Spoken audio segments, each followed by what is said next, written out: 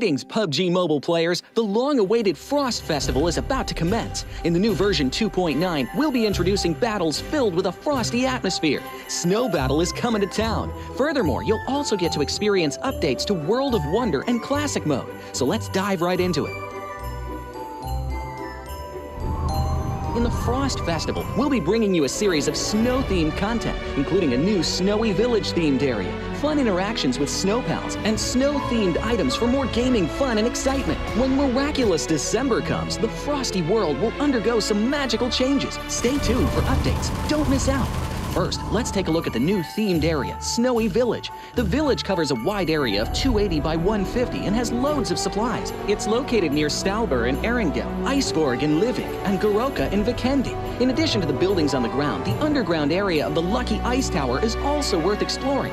Make use of the two-story layout to experience a completely new battle experience. Sound the bell in the Lucky Ice Tower, and you can even summon rewards. Additionally, the village also has a snow rail, which can help you quickly move around and gather supplies. It allows you to navigate flexibly between different areas of the village and also swiftly relocate to advantageous positions during battles for your team to counterattack more effectively.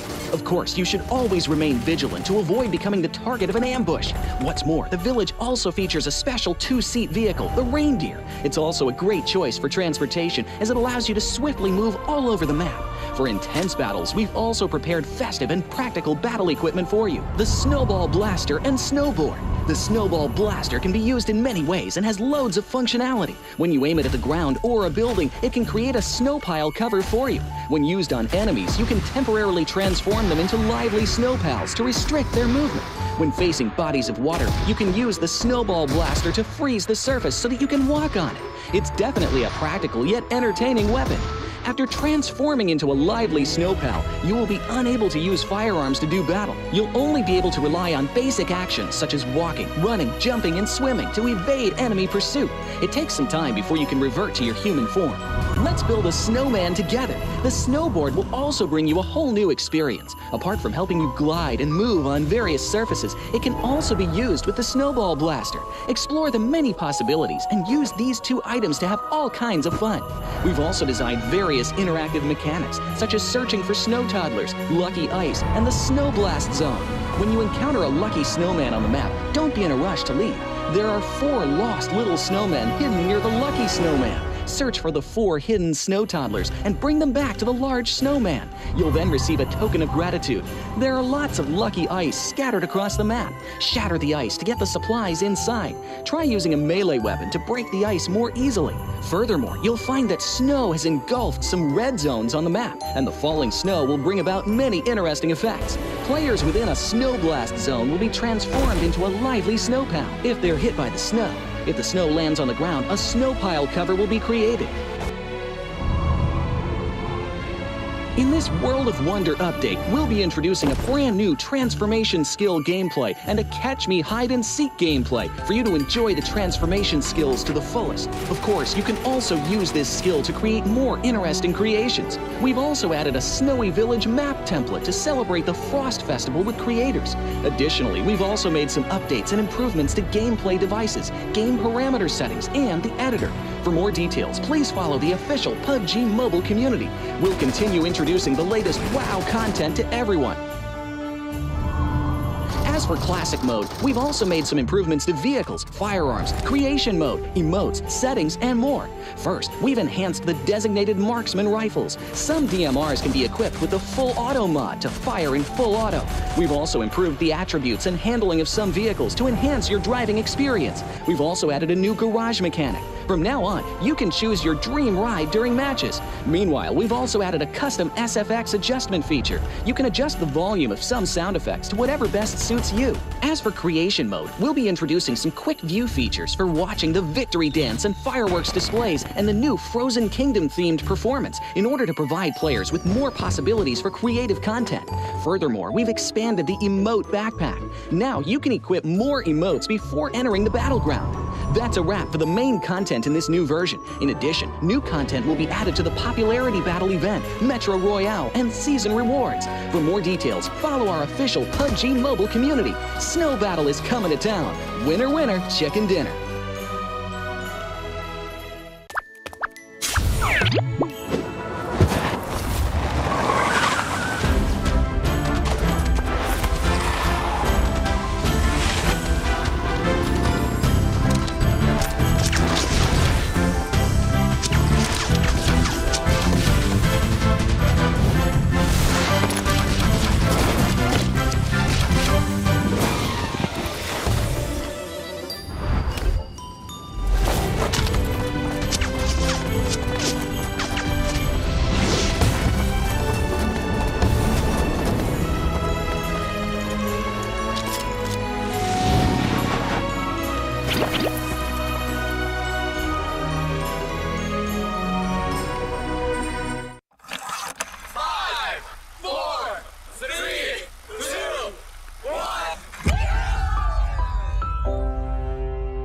past 5 years, we have witnessed the birth of countless excellent teams and players in all 5 major regions. They are still remembered by us to this day. At the same time, we also remember our fans who loved us from the very beginning.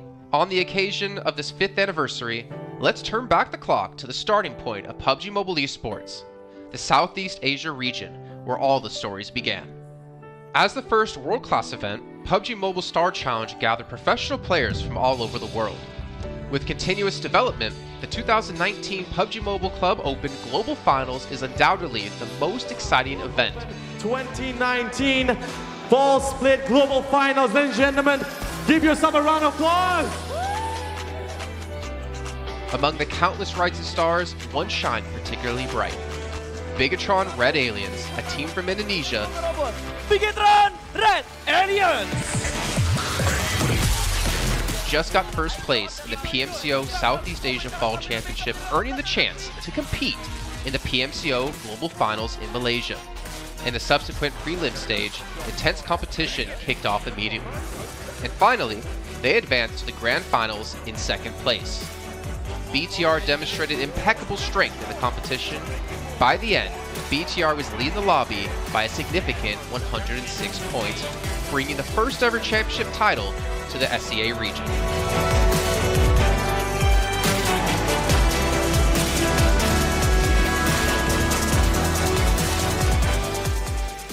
Di saat itu siapa yang nggak kenal dengan nama Bigatron gitu? Tim yang punya segudang prestasi, mereka juara dunia di PMCO Global Finals tahun 2019. Mereka banyak banget melahirkan pemain-pemain berbakat, Zuxi, Luxi, Ryzen, Microboy. Terus habis itu Zuxi, Luxi juga saat mereka menjadi juara dunia, mereka berada di masa prime-nya mereka banget. PUBG Mobile Esports always strives to develop and grow year after year. That's why we made sure to continue the support and build the SEA region. In 2020, the improvement of the competitive schedule introduced the World League, which later became the World Invitational. We also launched the PUBG Mobile Pro League, where even more outstanding teams joined the competitive stage.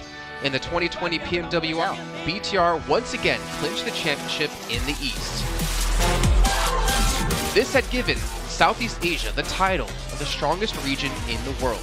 They hoped to continue their legacy at the PUBG Mobile Global Championship, the pinnacle of PUBG Mobile esports. However, BTR was not able to repeat the performance from the previous year. Two teams is going to get goals this round. Winner, chicken dinner. Nova XQL.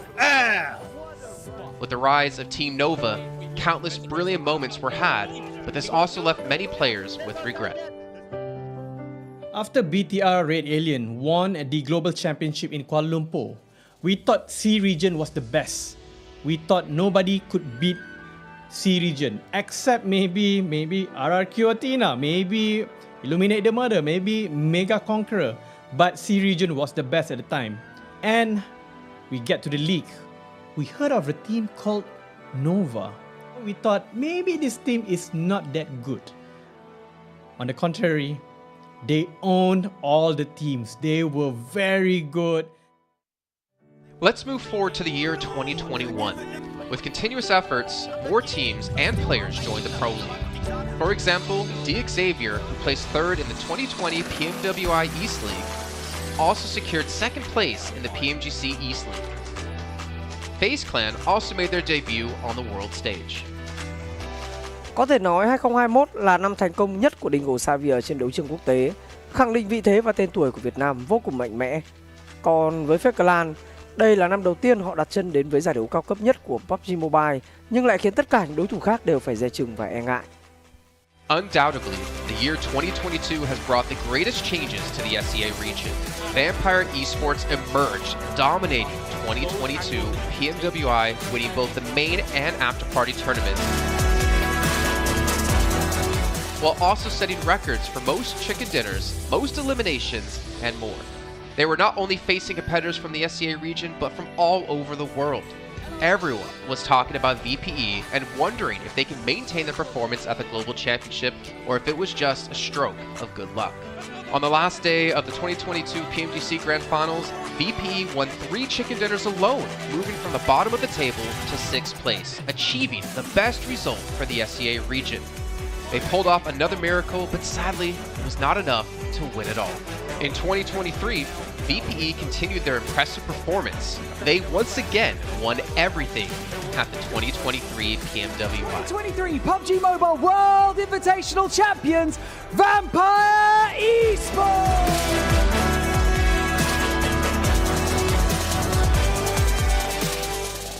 ก็ย้อนกลับไปในปีที่แล้วนะครับเอาจริงก็ผมมองว่าน่าจะโอ้โหไม่มีใครที่จะมองว่าทางฝั่งตัวแวมไพร์จะซักเซสได้ถึงขนาดนั้นนะครับเพราะยุคนั้นเหมือนทุกคนจะโฟกัสไปทางฝั่งตัวอินฟินแล้วก็เฟซแคนที่มีแบบว่าผู้เล่นดังๆนะครับแล้วก็ถ้าจำมันได้เหมือน PMGC ปีล่าสุดมากินไก่แบบเบิ้ลติดๆกันในวันสุดท้ายเหมือนเอาจริงน้องๆก็เคยบอกเลยว่าเฮ้ยเราเครียดกันไปหรือเปล่ามันเป็นตัวเองดีกว่าเล่นแบบปล่อยจอยได้แบบจอยเลยสุดท้าย3 ติดจบอันดับ 6 ของโลกซะอย่างนั้นนี่นะครับแวมไพร์สปอร์ตเหลือเชื่อจัด But don't forget, Alter Ego, an Indonesian team, showed a very strong performance by winning the Super League twice.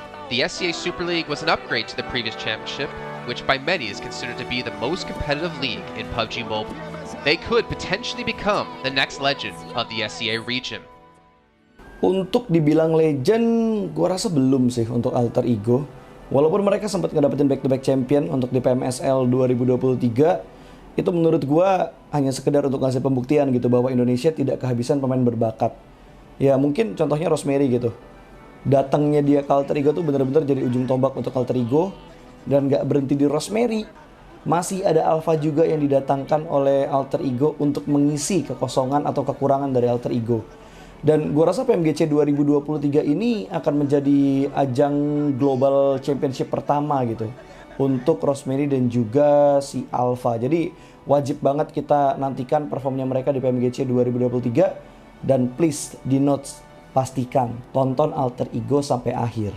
Of course, there are many more teams we haven't mentioned, but these teams will all take part in the 2023 PUBG Mobile Global Championship. So what do you think? Who will be the ultimate winner in this year's PMGC? Will they be from SCA? Well, there's only one way to find out.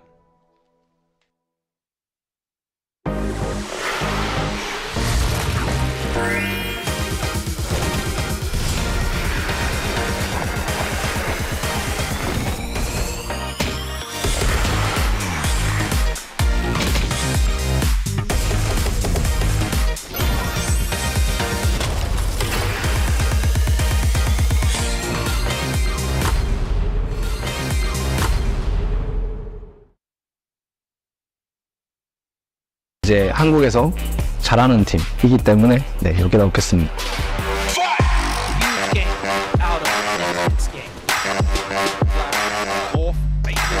Oh, XZY absolutely on the swivel. It's time for Dub to shine now. Eric Gale, are you kidding me? I mean, FaZe with a cold hit. Well, kita orang kat sini ya. So lain lah. Judo Alliance might just be going down here and now. These flags is excellent. ไม่มีรู้สึกเป็นส่วนตัวกับทีมไหนสักทีมผม But no time was just New team? Yeah, they're kind of newcomers. We haven't really met them before. New challengers? Yeah, new challengers. And in comes Red Force. The Galaxy looking to try and hold them off, but it's not. Who do you think is the strongest team in Pro? Next Ruya. To the northeast, but here comes next Ruya. Right onto Nongchim. Red Force, who have tried to send back over the water.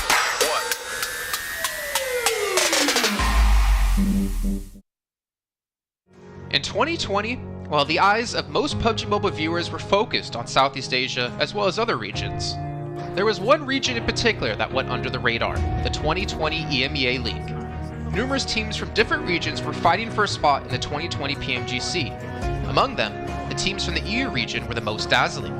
Kanina Power, which had previously won 3rd place in the 2020 PMWL West League, managed to break through and eventually won 6th place in the 2020 PMGC. Class Dilge Athletics from Turkey also successfully took 8th place. For the entire EU region, this was a great start, and in the future, the EU region would grow into an even stronger region. The EU region seems to have endless potential. They always have a number of astonishingly talented newcomers. In the 2021 PMWI, in addition to the veteran team Kanina Power taking 2nd place, the newly reorganized team in 2021, Next Ria, Xenox in the smokes, the solo by themselves. surprisingly won third place.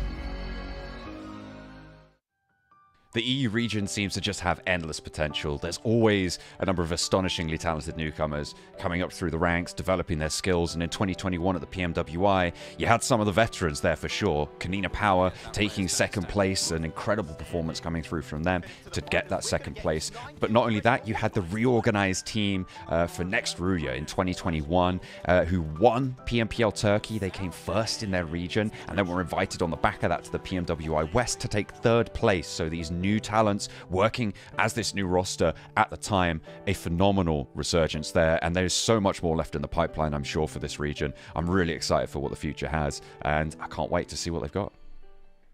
In the 2021 PMGC, teams from around the world gathered once again. First of all, worth mentioning is that among all the participating countries in the Grand Finals, Turkey had the most with 3. Among them, teams like S2G and Next Ria finished 4th and 6th respectively. This was a massive achievement. The efforts of the EU region are constantly bearing fruit. Now they just needed an opportunity. 2021 yılında Dünya Şampiyonası istediğimiz gibi başlamıştı. Çünkü West aşamasında 3 takımımızı birden ilk 6'ya sokmayı başardık ve büyük finallere 3 takımımızı göndermiştik. S2G 4. olarak buraya katılma hakkı kazanmıştı ve kadrosunda Rip7, Timber, Kalse, Sylas gibi isimler vardı. Büyük finallerde ne yapacağını çok fazla kestiremiyorduk temsilcilerimizin, çünkü dünyadaki takımların iyi performansları söz konusuydu. Büyük finallerde temsilcimiz S2G 4. olmayı başardı. Nexuya 6. olmayı başardı. Maalesef Fenerbahçe ilk 8'in dışarısında kalmıştı. Ama bu takımın ileride çok iyi şeyler vaat ettiği konusunda herkes hemfikirdi. Next, let's go directly to the 2022 PMGC. At a time when everyone was focusing on whether Nova could win 3 consecutive championships, a team that was not originally a favorite to win was about to become the focus on the stage. S2G performed consistently in the first 2 days of competition, always maintaining a position at the top of the leaderboard. And on the final day, S2G changed its conservative tactical strategy and sought to gain more elimination points in the last few rounds. And in the last round, S2G secured the championship with 15 elimination points. Champion of 2022, it is S2G! They finally broke through and made history for the EU region. 2022 Dünya Şampiyonası bizi büyük zaferler getirdi. Tabii ki Dünya Şampiyonası başlamadan önce bu zaferlerin geleceği konusunda çok bir fikrimiz yoktu. S2G kadrosunda bazı değişiklikler yapmıştı. Takıma yeni katılan oyuncular vardı. Özellikle Reis ile birlikte takımın form seviyesi gerçekten çok yüksekti. 2022 Dünya Şampiyonası finallerine 2 takım göndermeyi başarmıştık. Bir tanesi S2G, bir tanesi Fireflux. Maalesef 2 takımımızın kaderleri birazcık farklı oldu. İlk günden itibaren S2G sürekli olarak zirveyi kovalarken Fireflux için işler iyi gitmemişti. 3. gün geldiğinde S2G güzel maçlar geçirdi ve şampiyonluğu Türkiye'ye getirmeyi başardı. Bu Türkiye e-spor tarihindeki en unutulmaz başarıydı. This year, the EU region has continuously produced even more strong teams. First of all, G Gladiators won first place at the 2023 PUBG Mobile Pro League Spring Regional Championships and third place in the 2023 PMWI. Veteran teams like Next Ria and Kanina Power have been performing better and better this year and successfully qualified for the 2023 PMGC. Subsequently, hot recent teams like Mad Bulls, BRA Esports, Major Pride, Elise Esports, Demorte, among others from EU, have also successfully gotten a spot in PMGC. They all look forward to continuing the success of the EU region in 2023. There are many questions surrounding PMGC. Will S2G successfully defend their championship? Will another EU team lift the trophy? Could it even be a team unexpected to win it all? Let's witness it together in Turkey.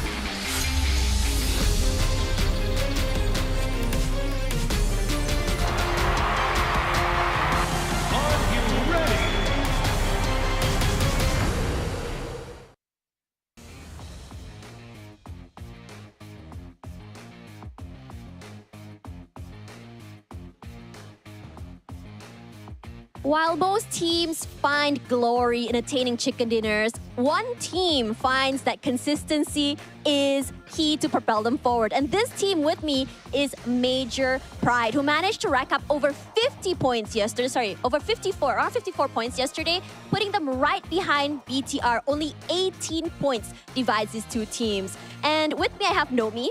And first of all, I want to ask you, Nomi, how is your team and you feeling today? Спрашиваю, как вы чувствуете себя сегодня? Как вы чувствуете? Да, как вы себя чувствуете сегодня? Отлично, так же, как и первые 2 дня. Уверены все. They feel real good, just like the first 2 days. So yeah. They feel really good, just like the first 2 days. I mean, honestly, I wouldn't be surprised because you guys jumped up 2 places, putting yourself right behind BTR. And let's talk a little bit about your team in terms of playstyle. So how does your team manage to consistently rack up points despite only having 1 chicken dinner yesterday? Как вашей команде удалось подняться по очкам, постепенно подниматься по очкам, несмотря на то, что вы имеете только 1 chicken dinner? Нам просто каждую катку первые 2 дня удавалось стабильно набирать свои поинты на киллах, вот и все. They just keep getting kills, you know, that's how they constantly get the points. Yeah, that's how it is. So that means that what you guys are looking for here is the elimination points rather than trying to go for the placement points. Is that what you're saying here? Она спрашивает, вы идете на elimination points или же вы хотите именно занять определенное место? Определенное место? Да, определенное место в таблице. У вас какие есть? Но ближайшие цели у нас это пройти в топ-3 в гранд-финал с этой группы. Это ближайшая цель. The closest goal they have is just to be the top 3 of this tournament, of this ranking. So yeah, they're going for not elimination point, the other points, yeah. The other points as well. So rather they're trying to find that nice balance through it from aggressiveness as well as survivability, which I think it's really good because you guys have been very, very consistent throughout the entire day yesterday. So let's talk a little bit about, your secrets. Is there anything that you guys changed in terms of your playstyle from day 1 and number 2? How did you adapt to the other teams? Давайте поговорим о ваших секретах. Что у вас изменилось по сравнению с первым днем?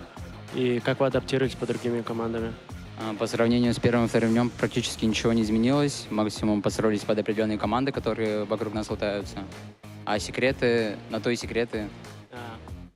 So, secrets meant to be secrets. There's no actually. They're not supposed to tell. But in terms of compared to the first day, they just adapted to the other teams. That's how I did. That's all. Was there like a lot of changes, like a lot of adaptation needed from day 1 and day 2? Были ли много изменений по сравнению с первым днем? Многие ли адаптации по сравнению с первым днем по другие команды? Или же у вас была определенная тактика, и вы шли по этому? Ну, можно сказать, что была определенная тактика, и придерживаемся ее. Просто немного, чуть-чуть что-то изменили, не кардинально, в отношении команд, которые вокруг нас лутаются. They don't have like specific tactics. They just adapt it. Depends on how other teams is loading. So yeah, they just go for it. All right, just going for it. I think it's really good that you guys have a lot of pages in your playbook when it comes to adapting to these other teams. Okay, let's talk a little bit about what you guys have on for today. You guys are on 2nd place right now, 18 points behind BTR, which honestly, if you guys can maintain this today and tomorrow, you're practically already on your way to Turkey. So, what are your team's expectations and goals for the 2023 PMGC? Какие ваши ожидания и цели на этот турнир? Вы практически на 2-м месте, всего лишь остаетесь на 18 очков от 1-го места, и вы уже, считаю, практически в Турции. И вот какие ваши ожидания и цели на этот турнир? Ожиданий у нас никаких нет, есть только цель. Это вот, как я уже повторяюсь, пройти с этой группы в топ-3 в гранд-финал. Поздравлять нас еще рано, что-то пройдено только половина пути. They don't have expectations, they have only the goals to be top 3 of this tournament and be on the Grand Finals. So it's too early to say because it's not the last day. Yeah, we still have to go. And I like that mindset. Honestly, thank you so much for spending time and answering these questions because that mindset is really important because they're kind of focusing on the now instead of thinking too far ahead. Regardless, this is still Group Yellow, the group of death dubbed, and there are so many strong teams on board today. So now I'm going to toss it to our panelists to really just rack up and just give us the predictions of today. Which team do you think will be able to end the day strong? Will BTR continue to be a number one?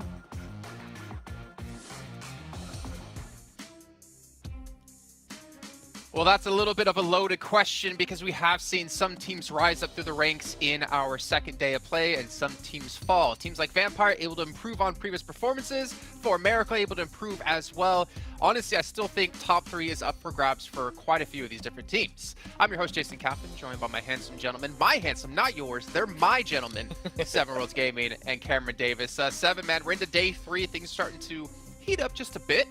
How are you feeling about the day?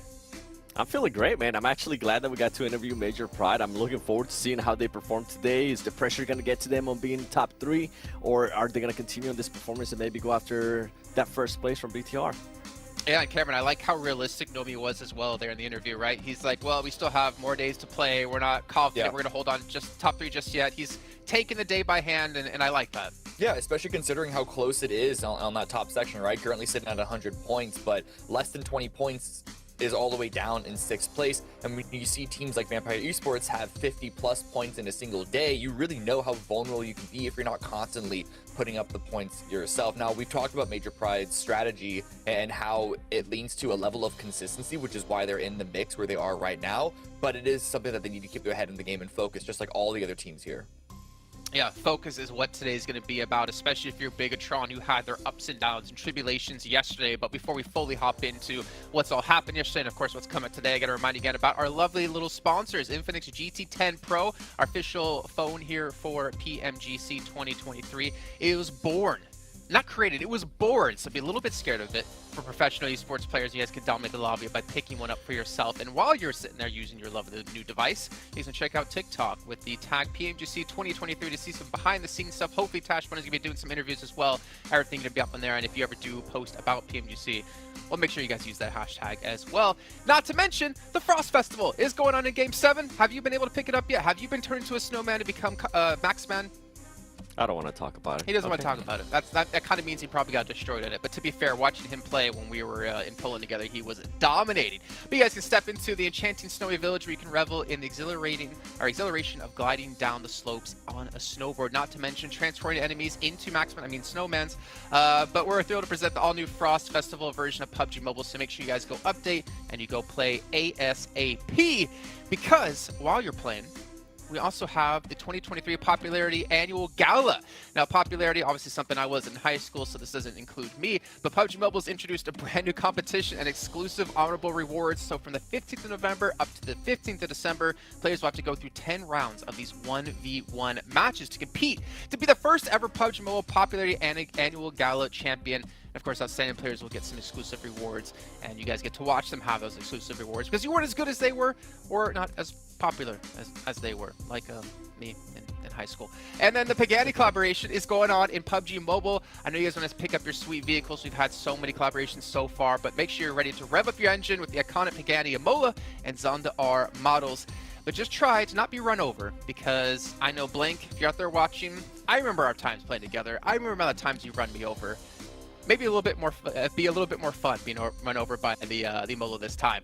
But that is going to round out our lovely sponsors as we can kind of focus ahead in towards what's coming up today, gentlemen.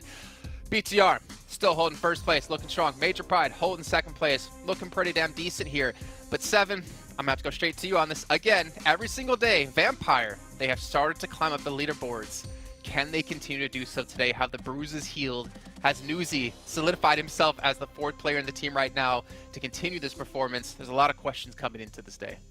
Right, you know what? I don't know if Newsy has solidified himself because he was a little bit sketchy. He did end up getting more elims in one day than Stone did, so that's a positive. One player that I'm actually going to be looking at from Vampire Esports is Schweb. He was only able to get 1 elim out of 1,000 damage.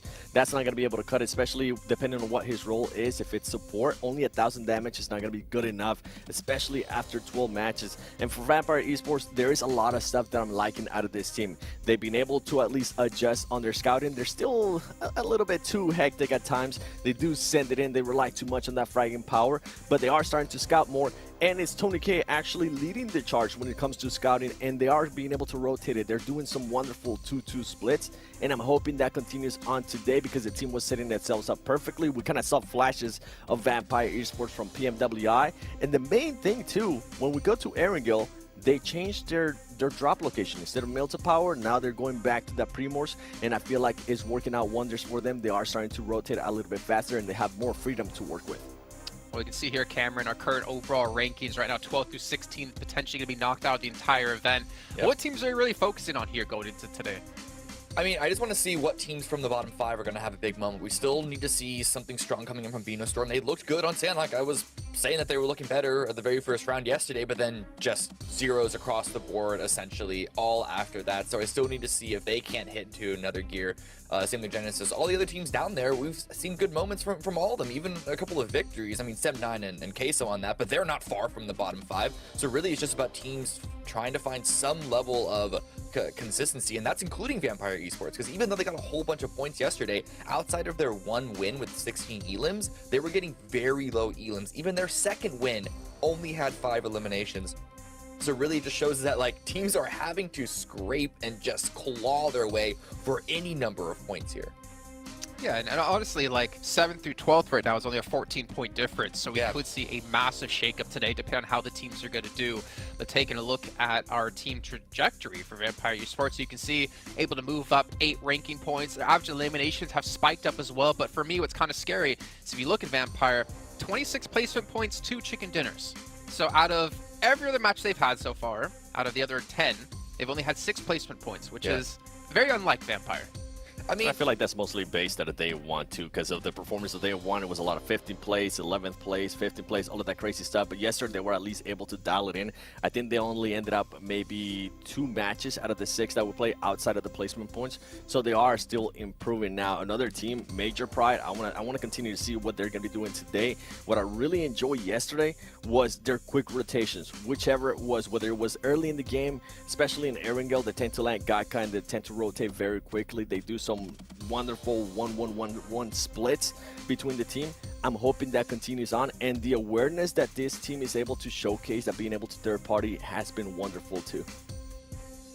I like this graphic. Yeah. I like this one a lot because Vampire, we were actually asking how many of those eliminations they had were from stolen elims, and then for Major Pride as well, they play center, they play strong central compounds, and that gives them the perfect opportunity to get all of those stolen eliminations, which is what's probably helping them keep their elimination numbers really high.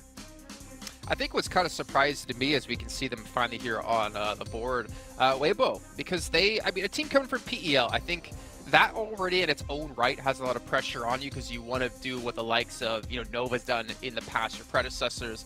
But I feel like a lot of the times we've been just kind of let down by PEL teams coming into these big PMGC events. Obviously, it can be quite a big change, especially when you haven't really played on an international scale quite so much. But I expected a little bit more out of this roster, especially when you have the veteran of Suk on the team, which we can see he's #1 in assists at the moment. Yeah, for this team, they give me a lot of Tiamba vibes, at least at the moment.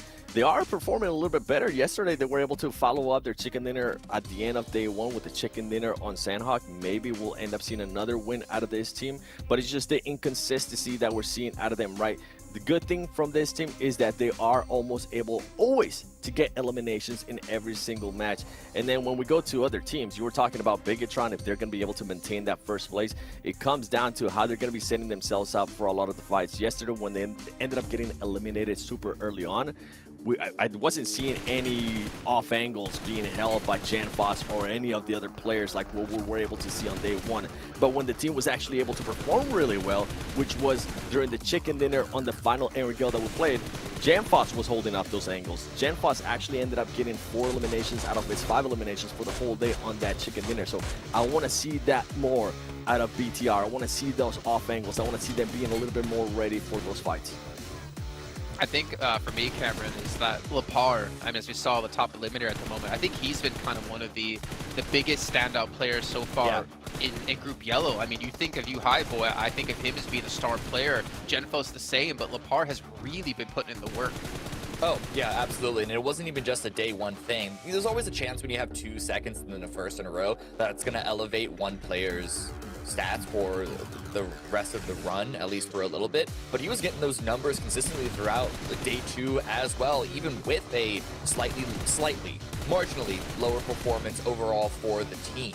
So really, this is a player that you really have to look at and say, this guy's going to help carry them, I have to assume, to victory all the way to the very end, at least to into the Grand Finals, because 118 points, it's possible to fall out of the top 3, but I have yet to see any sign that makes me really particularly worried about it. Sure, yesterday started off a bit slow for them, but they got a couple of really good rounds under their belt, and they kept a disaster from occurring yesterday, so, you know, I don't know why that wouldn't happen again today.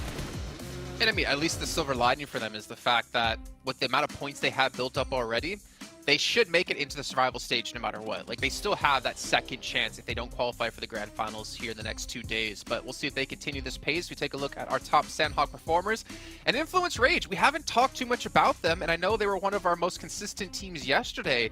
But Seven, we haven't seen that explosiveness, I feel like, out of this team. This domination that we know they can pull off going back to America's region. And is it bad that I'm actually happy with the way they're currently being able to perform? We're not seeing those pop-up performances like you're mentioning, but they are being very, very consistent. And I think here in the next couple of days, now that we're past the halfway point, right, for this group yellow, we might start seeing a little bit more aggressiveness out of them. Going back to day 1, this team tried to be a little bit too aggressive, and it's ended up backfiring. For them to be able to adjust that is really impressive, considering with what happened last week with some of the Brazilian teams, that they were never able to adjust to that. Yesterday, out of this team, they ended up averaging somewhere between a 4th and a 5th place finish throughout all the matches, and then about 4 eliminations per match. That it's pretty impressive for a team that it's used to be known either having very, very highs or very, very lows. They're starting to find a nice consistency here. And I mean, we know what they're capable of, so it's good to see that they still have that in their back pocket. They can still frag out and end up with chicken dinner and 15 eliminations. Okay, but we have yet to see a chicken dinner and 15 eliminations from them. At this point, you expect to have a couple of rounds go that way. I agree with you. The consistency for them is looking great. But in order to be a world-beating team, you need to be able to grab opportunities that are given to you in order to have those huge rounds that round out the overall average points total. See, I think one thing Seven mentioned, Cameron, that I actually really appreciate is that if you look at Brazil, when it comes to like firefighting, I feel like they are going to be one of the strongest regions. And if you're going to be a team that want to compete in PMGC, that's the perfect region to get that experience with Alpha 7, with Loops there, for instance, Inko. The fact is, they know they can fight people. Yeah. But I think, as Seven's kind of alluding to, they're working on that, getting consistency down, getting to the late stage to make them like a more well-rounded team. Now, but I also agree with you, Cameron. We haven't seen that explosiveness out of what we know the team can be able to pull off. But maybe that's something they're kind of working on, and that kind of gets me a little bit excited now, actually thinking about them the next 2 days and in the Grand Finals if they get there. Yeah, I mean, if this is an active effort on their part to shore up their potential weaknesses going further into this event, because like BTR, even if they fall out of the top 3, it's incredibly unlikely for them to end up into the bottom 5, though the cutoff is slightly above 100 points from the previous 2 groups, so it's possible, but very unlikely. But even so, I don't know, part of me is worried that like this is another level, this is an entirely different level of competition, and it's always possible that it's just they've been trying to go for those big plays and it just hasn't worked out, especially with the number of times that you see them lose a player early. We saw them get 12 elims in one match, so it's hard to know everything, every little micro factor that goes into every single play. I mean, in Brazil, maybe they would have had pop-off games already, but here, because of the caliber of the lobby is higher, maybe they're not able to do so. But I have a feeling that they're going to have one of those today. But let's head over to our commentators as we can finally dive into our first match. It's going to be our only Sandhawk of the day. That's going to be brought to you by Zute and John Allen. That's right, it is indeed. We are going to dive on in to the first Sandhawk, and the early Sandhawk of today. It's going to be interesting to see how things start to shape up. We saw last week how after day 2, starting to see dynamic shifts coming on through. A lot of teams will have reorganized. Obviously, Vampire having done that a little bit earlier, and they kind of needed to, and really came out swinging yesterday. You were adding up the numbers, Zute, of their performance from yesterday, right? Yeah, Cameron mentioned on that's 50+ points in a single day yesterday, and I just can't help but to think, like, if day number 1 they just did like half of that, where would they sit versus, you know, where they are now? They'd be a contending team from the top 3 easily. And that's not to say that they're not. They still are right now. If they could get a similar performance today, I think it would put them right on the bubble, if not, you know, better. It depends on how the teams above them do. And right now, for me, I feel like the top 5 teams minus BTR, they're just kind of like shuffling the points back around. Like, this team will get a big win, and then this team will get a big win. Let's see who gets the first big win today, though, on Sandhawk. And I mean, when teams just keep trading off big wins, that's where the Moneyball strats play out for Influence Rage as well. We know that they love to keep it consistent. And even on Sandhawk, they're doing more than that. They're on 10.5 average. 14.5 on Weibo, though. So Northwest Island seemingly playing well for them. We'll have to wait and see where this circle goes. We have had that Northwest Island circle already. So we've seen that one. We'll see if we can go back over to the mainland and have a little bit more normalcy. So teams out over Bootcamp. Potentially a split here for BTR around this Influence Rage position. They've changed their position. They're normally on the confluence. Yeah, am I seeing a BTR player drop in? Oh, yeah. Right outside Bootcamp, a 2 versus 2 right now. Influence Rage adjusting very quickly to counter the 2 of BTR with their own 2. Who's going to win this 2v2, though? It looks like BTR trying to win that. And no, it was a 2v1 at the end. And Influence Rage will get a quick 2 points. And oh, the hot drop, we can't forget about this one. This time it's finally fully blowing out. Genesis versus D+. D+, looks like they took care of everyone but the last player of Genesis. No, 2 eliminations. There's 1 more left.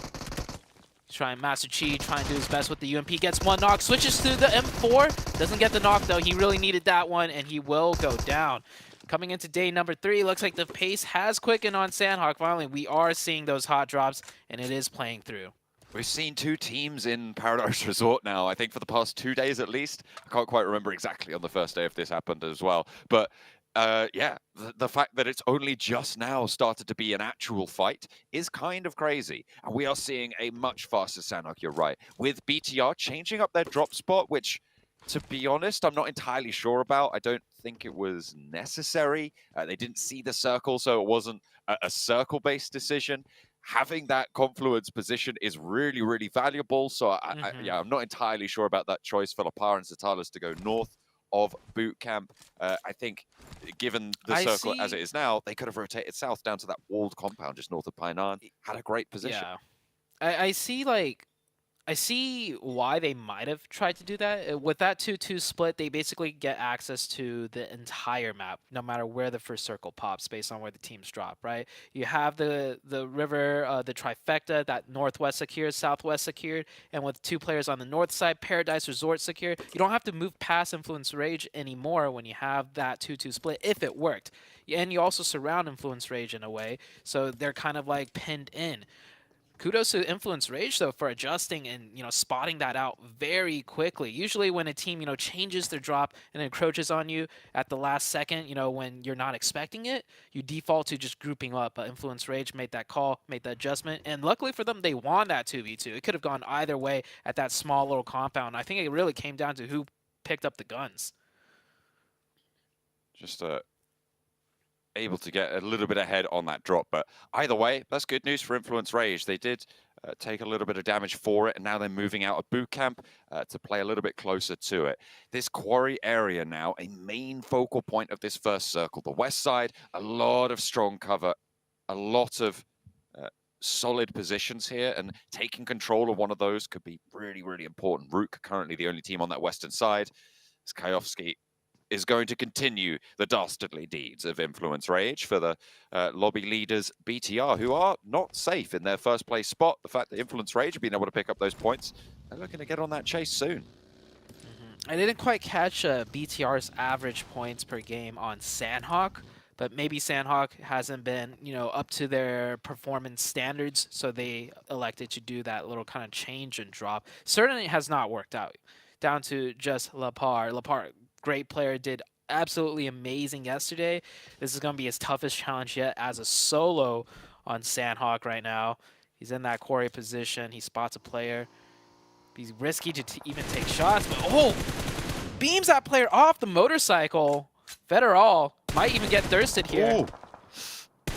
swaps windows. I mean, he just wanted to confirm that flush and gets the point back. I mean, absolutely, just able to open up through the window. Really, really solid stuff to pull a player off the bike as well. And maybe looking for a little bit of healing. I didn't quite catch if he had the meds to get back up to full health, but the rest of Influence Rage, having lost a player on this position, that is really bad news for them, to be honest. You really want to have as many alive as possible, keep all of those angles out of that compound. Also, Rook heard the shot, so if Influence Rage overstepped this, thinking, you know, it'd be that 1v1, nope.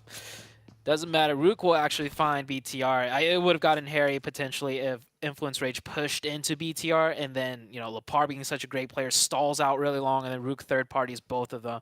But that won't be the case. But man, Lepar with an amazing shot. We didn't really catch the beginnings of it, but I know for sure the player on the motorcycle scouting that that compound was not going in a straight line. He was definitely, you know, zagging to the right or to the left, making those shots extremely hard to hit off the back of a motorcycle. So Lepar really outdid himself picking up that 1 point. Sam9 over towards that dock split on the south side. They're playing nice and chill. Back for De Muerte there as well. This is the site, actually, of De Muerte's 0 elimination chicken dinner back in the European Championship as well. They were able to heal out in cave on the low ground to actually put themselves in the running to get those qualification spots. So a really, really solid position for them. Good memories on that south coast for them. So SEM, better worry, better watch out. Although Kenny's already on the inside of that cave, so they can't take it freely just yet. 0 chicken winner dinner. That is still crazy to me. But if there's a spot that could allow for that, it would be cave. It'd have to play out in the most perfect of ways. Maybe it might happen here, or to some degree at least get a cave ending. I know Hajux loves his cave endings. He always asks for it, never gets it. But this is a 7th circle. There is the potential for that. We just saw Brute Force on the northeast wrapping in right now. The central focal point of this map, not heavily populated just yet, because it is quite tough to make it all the way down south. And with the first circle shift to the east, to the north, that could change a lot. Corker looking for control over the top of the cave hill. On that south side, you see Influence Rage up to the compound, just drawn a little bit short of Rook right now. The north edge of Quarry also occupied. Stage 2 just about to reveal itself. And we're going to go to Quarry again. So those compounds that Rook currently have a lot of control over, very valuable. And the Major Pride 2-2 split has paid off quite nicely as well. They are going to regroup. You can see them going very, very quickly up into their forward position. So getting those edge of Quarry compounds on the menu for a lot of teams, certainly on the mind as well. Weibo making that northern rotation past Paradise now. Yeah, Major Pride in a lovely position right there. Not only is it center zone, it's on a hilltop that allows them visions to the north, to the south, basically 360 all around. And there's pathings that they could take wherever the circle shifts, so they set themselves up in a great position. Brute Force on the northeast has met some opposition in the form of IHC. They have lost 1 player. Sam9, ooh, blown up vehicle. Not sure if there was a casualty there, as De Muertes do have 4 up, but on the other side of the things, Queso catches one of the Vampire players off guard, and it is quickly traded back here, though. A little bit too far forwards there for Schweppes, unfortunately. Does get knocked and immediately flushed. Tony K trying to divert past the Vibes players who are on the other side of the river at the moment. Everyone trying to get across as Queso are eliminated. Vampire down to 3, losing one of their players, and Vibes playing as a 2 right now on a 2-2 split. Both relatively close to one another, within about 150 meters, and they have got vehicles, so they are very much within support distance. And the fact that they've been able to take down a player from Vampire really assuages that threat from the western side. The question is, how much further in can they go? They'll have to push in just a few moments.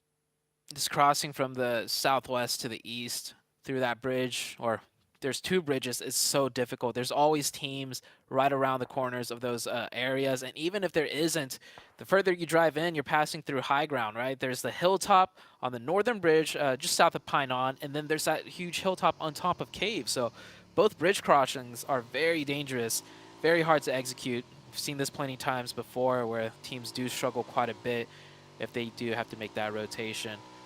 It looks like Vampire still on the other side, just has crossed the bridge. They get that compound for themselves. It's they're still on the edge of the zone with many teams in front of them on the high grounds. Muerte playing between the two hilltops right now, have fully regrouped over Vibes on the west side. Disengaging there. Vampire moving a little bit further south to get across. They have now got that compound away. DRS behind them over in Camp Charlie, still yet to cross, so they'll have to get through the water there. Not an easy move to make with the number of teams on that southwest corner. Meanwhile, over on the northeast side, Brute Force and Weibo have been on these long rotations, waiting to get into the circle, jousting back and forth with one another, as Brute Force kind of taking the brunt of the punishment at the moment. Weibo having all 4 of their players alive, sure, a bit of damage tagged onto Gap, but we're still in stage 2. It's very healable out in the blue zone. Ado trying to crawl back in. I'm not sure if Weibo Gaming rotated this way to target Brute Force or not, because Weibo is coming in from the northwest. They are purposely wrapping over to the east. This might be a pathing strategy for them or break into this type of circle, and just so happens Brute Force is here. But Brute Force lost one to IHC. Potentially Weibo Gaming put the 2 and 2 together to know on the northeast side there's some fighting to be had, and they're picking up the scraps down to just the 1 player now. Weibo Gaming really getting these elim points. Blue zone is ticking just a little bit here. The last Brute Force player should go down very soon. He does catch a knock though. Tries to go for that confirmation. Not in time. Weibo Gaming pick up 3 elim points. We'll get that revive. And a hard shift to the west. This might actually work out for Weibo because now they can wrap and swing around again. They still are in the blue zone, and looks like they've still got plenty of meds on board. So you're right, they do have a little bit more leg room to stretch out into. DRS, they're trying to play on that south side. They took the swim across the channel from Camp Charlie. Now they have this ridge line to start to move north on. You can see not too many teams in their way. SEM9 across the bay over towards the Cave Hill. They'll be worried about that position. They can start to encroach forwards. Demuerte moved into that position and disengaged from that Cave Hill, and now I feel like they're in one of the best spots. The difficulty they'll have, I think, is holding the teams from the north. The south hold a little bit easier. Yeah, they're so center zone, though, I feel like, on a circle this small that even no matter where it shifts, one side will have a buffer zone for them. There's going to be multiple teams on that side having to push past each other into them. So they just have to worry about one team at most, no matter where the circle goes, in my opinion. We'll see how this plays out, though. IHC wrapping hard down on the southeast side. They will have to take that fight with SEM9, potentially. There is some compounds open right on the roadside. Let's see if they can manage to find that info and scout it out. IHC pulling up to Tam here, who's lying in wait with a DBS. These shacks are so dangerous. You know the players are going to be moving on in. He does shuffle a little bit. I wonder if they can hear that. Maybe divert away. Okay, some shots from across the way. A third party might have just saved Tam, or maybe even saved IHC. I remember yesterday we were talking a lot about how IHC were just losing a lot of players off the rip fairly consistently. So today they want to try and keep as many alive as possible, as is generally the goal for a lot of teams, but maybe a little bit more important for this roster. Yeah, it looks like they're not even considering the open compounds just right on the road, but who would? Those compounds are usually taken in a zone like this, so they're just trying to wrap around and fight their way in on the open ridgeline sides, looking towards Bino Storm here, just over the ridge top. And I think, yeah, they'll figure it out. No shots being fired from here. Last second, they do call it out. They rotate in. Not going to be able to save all the vehicles. Readjusting one. They know how strong vehicles are, especially on the edge of zone. They're probably going to have to make another fast rotation. They make it in with a couple vehicles, all 4 alive, most importantly, as we do head into the next shift. And Weibo Gaming did wrap around back to the northwest. And it's a hard northern shift. I mean, this compound to the west of Quarry right now for Rook, this is a really, really good spot. Can they hold it out? Because they've got D+ and Weibo on the north, Influence Rage on that west. Demuerte are going to sail straight on in to a position on their south side. Major Pride going to have to figure out how to get through. It looks like they're actually going to go potentially over the middle of Quarry. I'm not entirely sure that that's... I mean, there isn't really a best choice here, but I think, okay, Naomi's just moving down to the other angles there, so they do have an off angle to cover the south side of Quarry. Yeah, huge circle shift here. I think Major Pride recognizes with their, like, elevation advantage. They're just looking to push all the teams away and then third party from distance before even trying to move more central. Because if you move more central, you give up that high ground, a full team's coming in right behind you. IHC goes up to the high ground, onto Cave. We'll take that fight with DRS. Alex gets a quick one. DRS getting picked apart right now. IHC with only one player knocked. Rules on the low ground, catches one. It is a 2v2 situation here. No, 2v1. Alex, the last one up.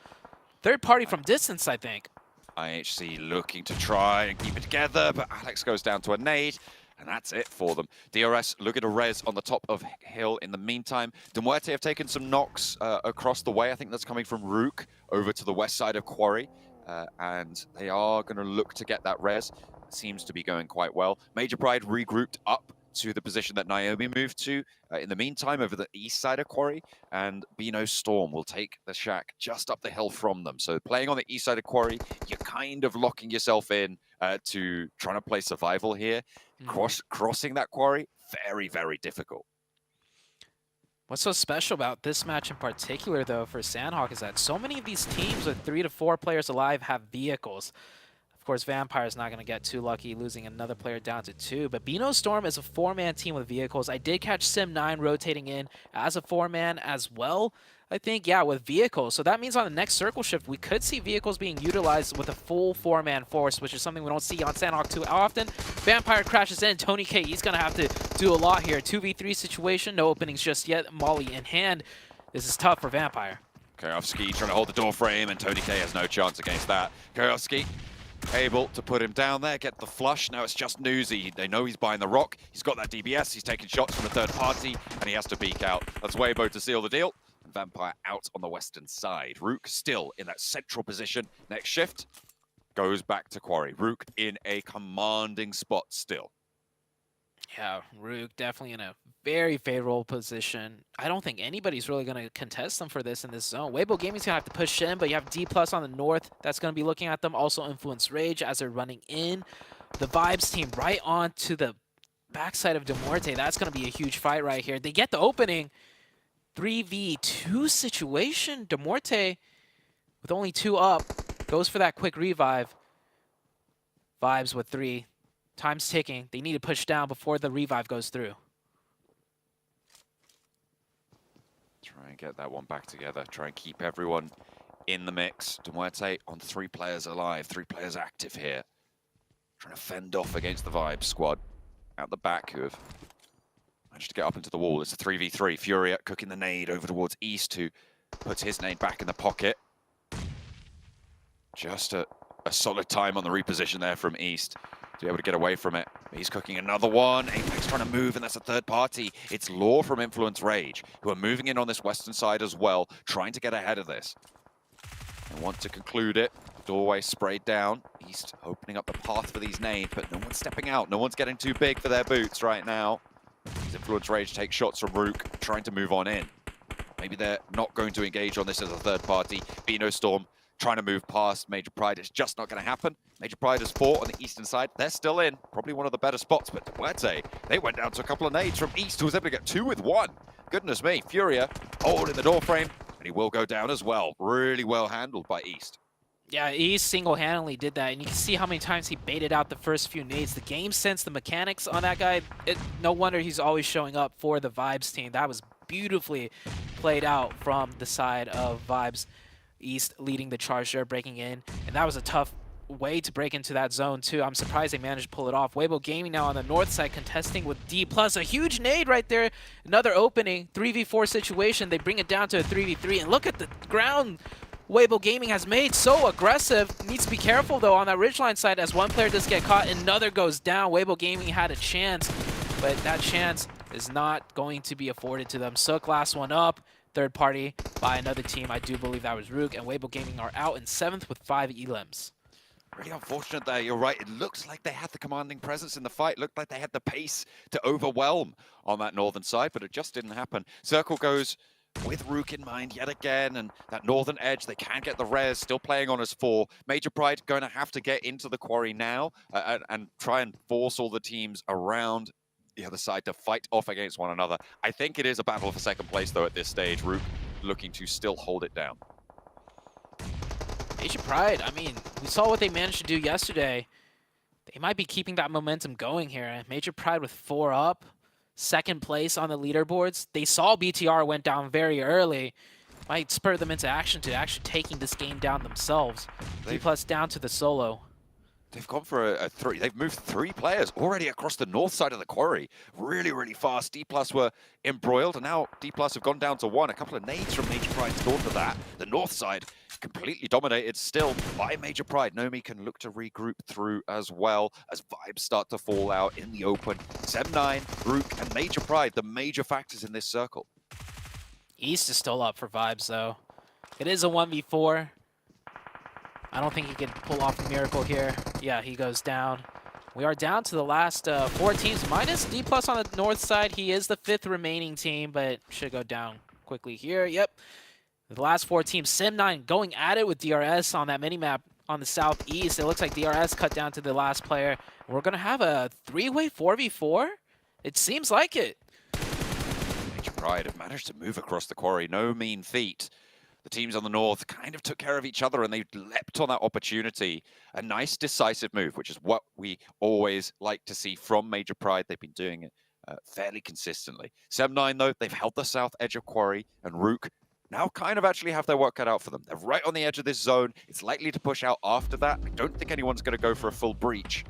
We'll see if people can hold them out. Major Pride keeping that 3-1 split. Nomi, of course, the one being split off. That's the most difficult position to play, the lurker. You have to know when to time your crossings, know how long to sit to provide that off-angle support. And with the blue zone closing in, Nomi will group up with the team a little bit more. Might be a knock in this zone, but that should be it. Yep, the knock does come out. Smokes are being laid down. Oh, that's more than just 1 knock. That's 2 knocks. Will Sem9 take this opening and pressure them in? Towards Nomi as well. Look at that, down in the open. You can't get that back up for Major Pride unless he makes that long crawl up towards the ramp, gets back into the middle. But look at the 4 position from Naomi. They're looking to try and control the center of this next stage so that they can hold the middle. The res came through and Major Pride will play on as 3, but Rook will start to have sightlines now. Sem9 kind of making this really, really difficult here. And I think Nomi is just going to be a sacrifice at this stage. Nade in hand for Kenny. But are Sem9 overcommitting to just getting this 1 knock and stopping themselves from really getting around anything else? Kenny could just really save those nades, unless they think there might be someone there getting a revive. Sem9 focusing on 2 teams right now. I like the patience out of Sem9. You know, if they overcommitted on that double knock, that's Rue coming in with a 3rd party and probably just taking the win. Sem9 keeps 4 up. The last zone is up. Center is onto Naomi, most likely. But the 2 players for Sem9 down the hill, they went out to get the flush. They didn't even land those nades, and now they're going to have to move through the blue zone in order to get up the ramp. Dino has to get this heal off, but there's a player trying to rotate through the blue behind him. He goes down. There's just no way. Sem9 have thrown 2 of their players down there to go for a confirm, and they've wasted that opportunity. They could have all been on that top ground, all been on that high ground. If Major Pride can just survive for a little bit longer, they might even be able to throw a couple of nades over towards Rook. Actually, their supplies have run dry, so they're a little bit down on their luck. It's all up to the gunfights, and Punisher goes low. Effect with that DPS goes prone, takes a massive amount of damage. He gets knocked. That was crucial. Naomi, last one up, will be taken out. And this is a Rook win because the last player out of Sem9 is downhill, no, in the blue zone. Yeah, and it is done. Rook with the circle blesses at that compound will take the dub. That was you could say that was an easy one for them, but for all the teams getting into 2nd, 3rd, and 4th, that was a fight to be had from all corners of the maps. Everyone condensed in, and it was just an absolute bloodshed. Absolutely. I mean, Rook just had to wait, right? I still do not know what those 2 players from Sem9 were kind of going for there. They went down, and the blue zone was closing. They lost their route back up. They took a little bit of damage, and you just couldn't step out into the blue. It's zone 8. You can't withstand that take damage for that long. I think that would have gone very differently. And in fact, I think either Major Pride or Sem9 could have won that against Rook if that play had not have happened, if they didn't go down the hill. Yeah, it would have been it would have been a toss-up because Sem9 would be running into 2 teams. It would have been a 3-way fight. Definitely, though, Rook got the better end of that with Sem9 going downhill and nading the last player, or one of the players of Major Pride too. So Rook with a huge win. Pusher with 1,000 133 damage right there. And Eugene with...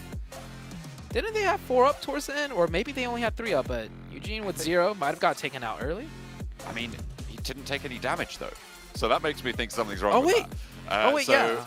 Yeah, I'm not entirely sure what's going on with Eugene's stats there. But either way, Pusher, you're right. 6 knockouts, 6 elims, keeping it nice and level.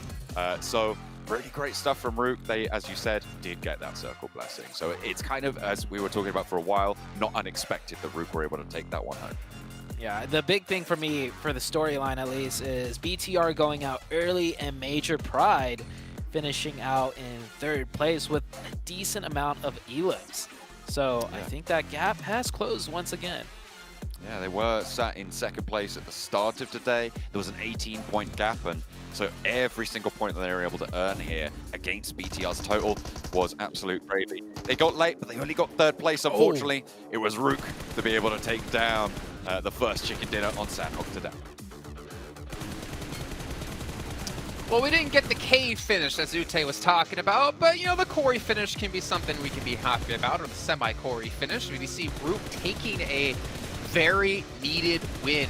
12th place going into this match, and 7, this win should catapult them potentially into 7th place. Remember, I said it was only like a 14-point difference or 12-point difference between 7th and 13 or 12th. I think they might have been able to get onto the front page now. Oh, 100% they should be able to get to the front page, and it's good to see that they're able to carry the good performances from the end of the day yesterday to here on the final match. Yeah, given that they were circle blessed, but the proactiveness that we saw of that team for the longest time, I was like, okay, are they getting any eliminations? And then we end up looking at their elims, end up with more 10 or more. Impressive out of this team. But to be honest, the major takeaway out of all this is Major Pride. They played that so well. Yeah. I had them ending nowhere near a top 3. The way they were able to, their awareness, especially against Beano Storm, was great. Got them pretty much, eliminated them very, very easily. And then they waited for the right timing between, it was Weibo and D+. As soon as Weibo got eliminated, they decided to send it on D+, and caught D+ pretty much with their pants down. It was just beautiful timing out of Major Pride. Yeah, second most impactful thing to me is Sem9's throw. Like, the commitment for 2 players. You didn't even need to commit 1 player down there, but to send 2. And yeah, that position at the end, actually, those grenades, throwables being thrown over onto Major Pride's position was a big threat. None of them really landed as much as I think they could have. But either way, I think Sem9, like, that confirming that 1 elimination wasn't worth what happened with throwing those 4 points from 2nd to 1st place overall. You can see, by the way, Cameron, Vampire falling from 7th to 11th. But I'm going to go one step further. The 3rd most impactful thing about that game for me, D+, man, Paradise. They finally took the fight against Genesis. They wiped them out. They finally looked more confident. They got a lot more eliminations than we see on average for them. It's nice to see D+ have some life back in them, as they're currently up to 8th place now as well. I think a lot of teams, Sem9, D+, Rook, even Major Pride, to kind of solidify their spot in 2nd place, had a very important match for them to either help, maintain a position or to move themselves up the leaderboard finally. Yeah, and for D+, it comes down to what you said. They were willing to take the fight. They were actually, I think Cam said it perfectly too when we were watching the game, is that we're willing to actually play to win the game. They weren't being too passive, and that's what we want to see out of that team. Yeah. As soon as they ended up getting the knock, they decided to actually fully push onto GE and make sure they eliminated them. And the way they were able to do it without losing any players works out wonders. Yeah, it really was just the amazing timing of the cross from Major Pride that cut that run down. So I'm curious to see if they would have gotten, how many more eliminations after that they would have got if Major Pride didn't just swerve right in front of them. But going over to Erangel, we see the top performers here. This is where you really kind of want to expect Bigatron to unlock themselves, because the start of this game for them was not good at all. It was just, warming up the fingies. That's all that was. Getting a little warmed up. I know how John loves that. His fingies, which he hides in his sleeveys. PUBG Mobile, though, the Game Awards has been nominated as the best esports game. You guys can go vote for that, and it's going to end by December 7th, so make sure you guys get the votes in. You can even do it on your new Infinix GT10 Pro, which was born for voting for PUBG Mobile to be the best esports game. See what I did there? That was nice. I want to see you with that. I don't know, Cameron's just deadpan, just like... I'm just here for the ride. Well, luckily for you, you were tall enough for this ride. 7, on the other hand, we had to let him in. But we are moving into Erangel here in just a few moments. Bigatron, yeah, questions about that. Major Pride, I feel like Nomi's position, I even said this while we were watching, is that Matic can learn a thing or two from him. Because the off angle he had, by the way, at Quarry, completely separated from his team. I feel like he eliminated Osal from being somewhat in the fight to stop Major Pride from taking out his teammates because of that position he had. I think we see Major Pride just have a really good understanding of positions they can take, a really good understanding of like where all the teams are around them. Like when they took out Beano Storm, they knew their backside was completely clear and they could play around this. Major Pride for me are honestly becoming a pretty major contender for PMGC Grand Finals, and I never would have said that looking at them necessarily in EU regionals. Yeah, I mean, the momentum is behind them, so it's totally understandable why we're all kind of falling in love with them, jumping on the bandwagon right now. But going over to Erangel, like, this is a map that is a lot more, I mean, one, teams have significantly more reps, they're a lot more familiar with it, but it gives more opportunities for teams to find more strategic clutch plays. So we'll see if they can't continue this momentum as we go through the rest of the day. Okay, well, let's head over to our commentators. We're going to dive into our first Erangel of 3 here on day 3 of the PMGC Group Yellow. Take it away, John and Zute. Of course, once more going into that middle block of Erangel matches. It's great to be back on those grassy pastures as always. So we'll see which teams are going to be able to take that first step forward. We didn't see Vampire perform too well on Sanhok yesterday. That's repeated today. But then on that Erangel, they started to step up into the really, really strong point scoring day that they had. So I'm hoping the Vampire are going to be able to bring this one back into the fold and replicate yesterday's performance. Yeah, I think Vampire need to not just replicate yesterday's performance, but find some consistency. Because if they keep getting these like really terrible games and then these huge blowout games, it's gonna come down to luck almost. Like on the final day, are they gonna find that big chicken dinner, or are they not? I think they need a little bit of that influence rage consistency. That would definitely help them out in terms of, you know, the points.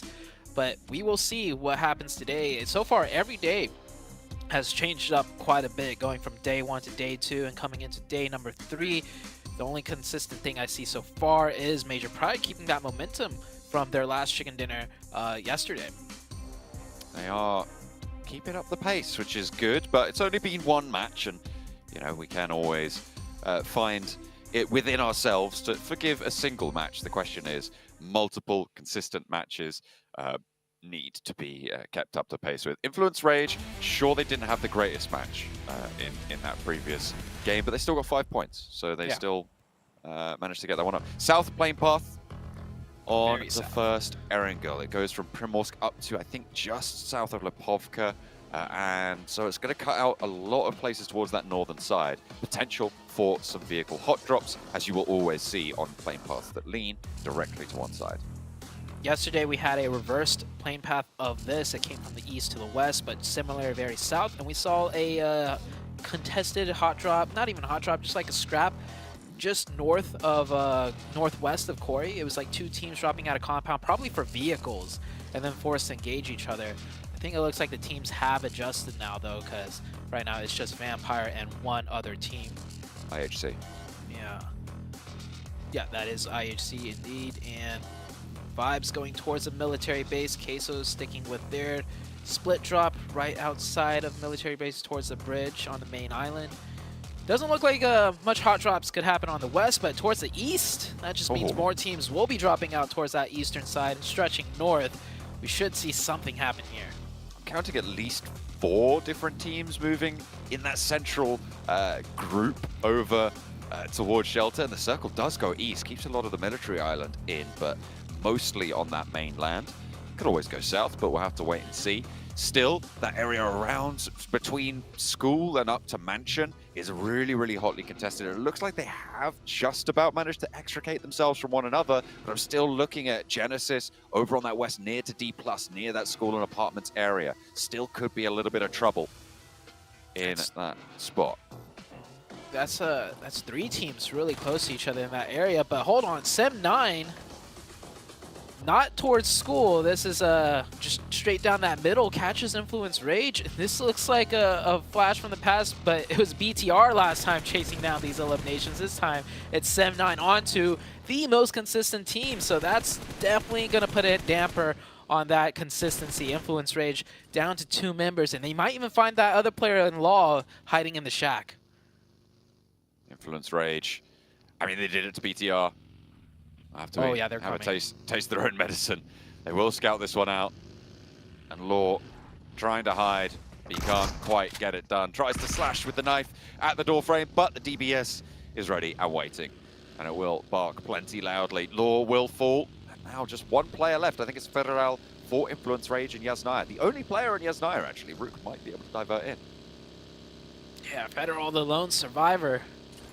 Influence Rage, finally, well, the game's not over yet for them, but, I mean, this is definitely going to be their worst performing map, most likely, or performing match, most likely, down to just the one player.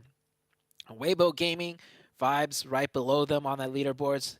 They might drop out of that top 3 here in this very game. Could be dangerous. Vibes have to cross, though.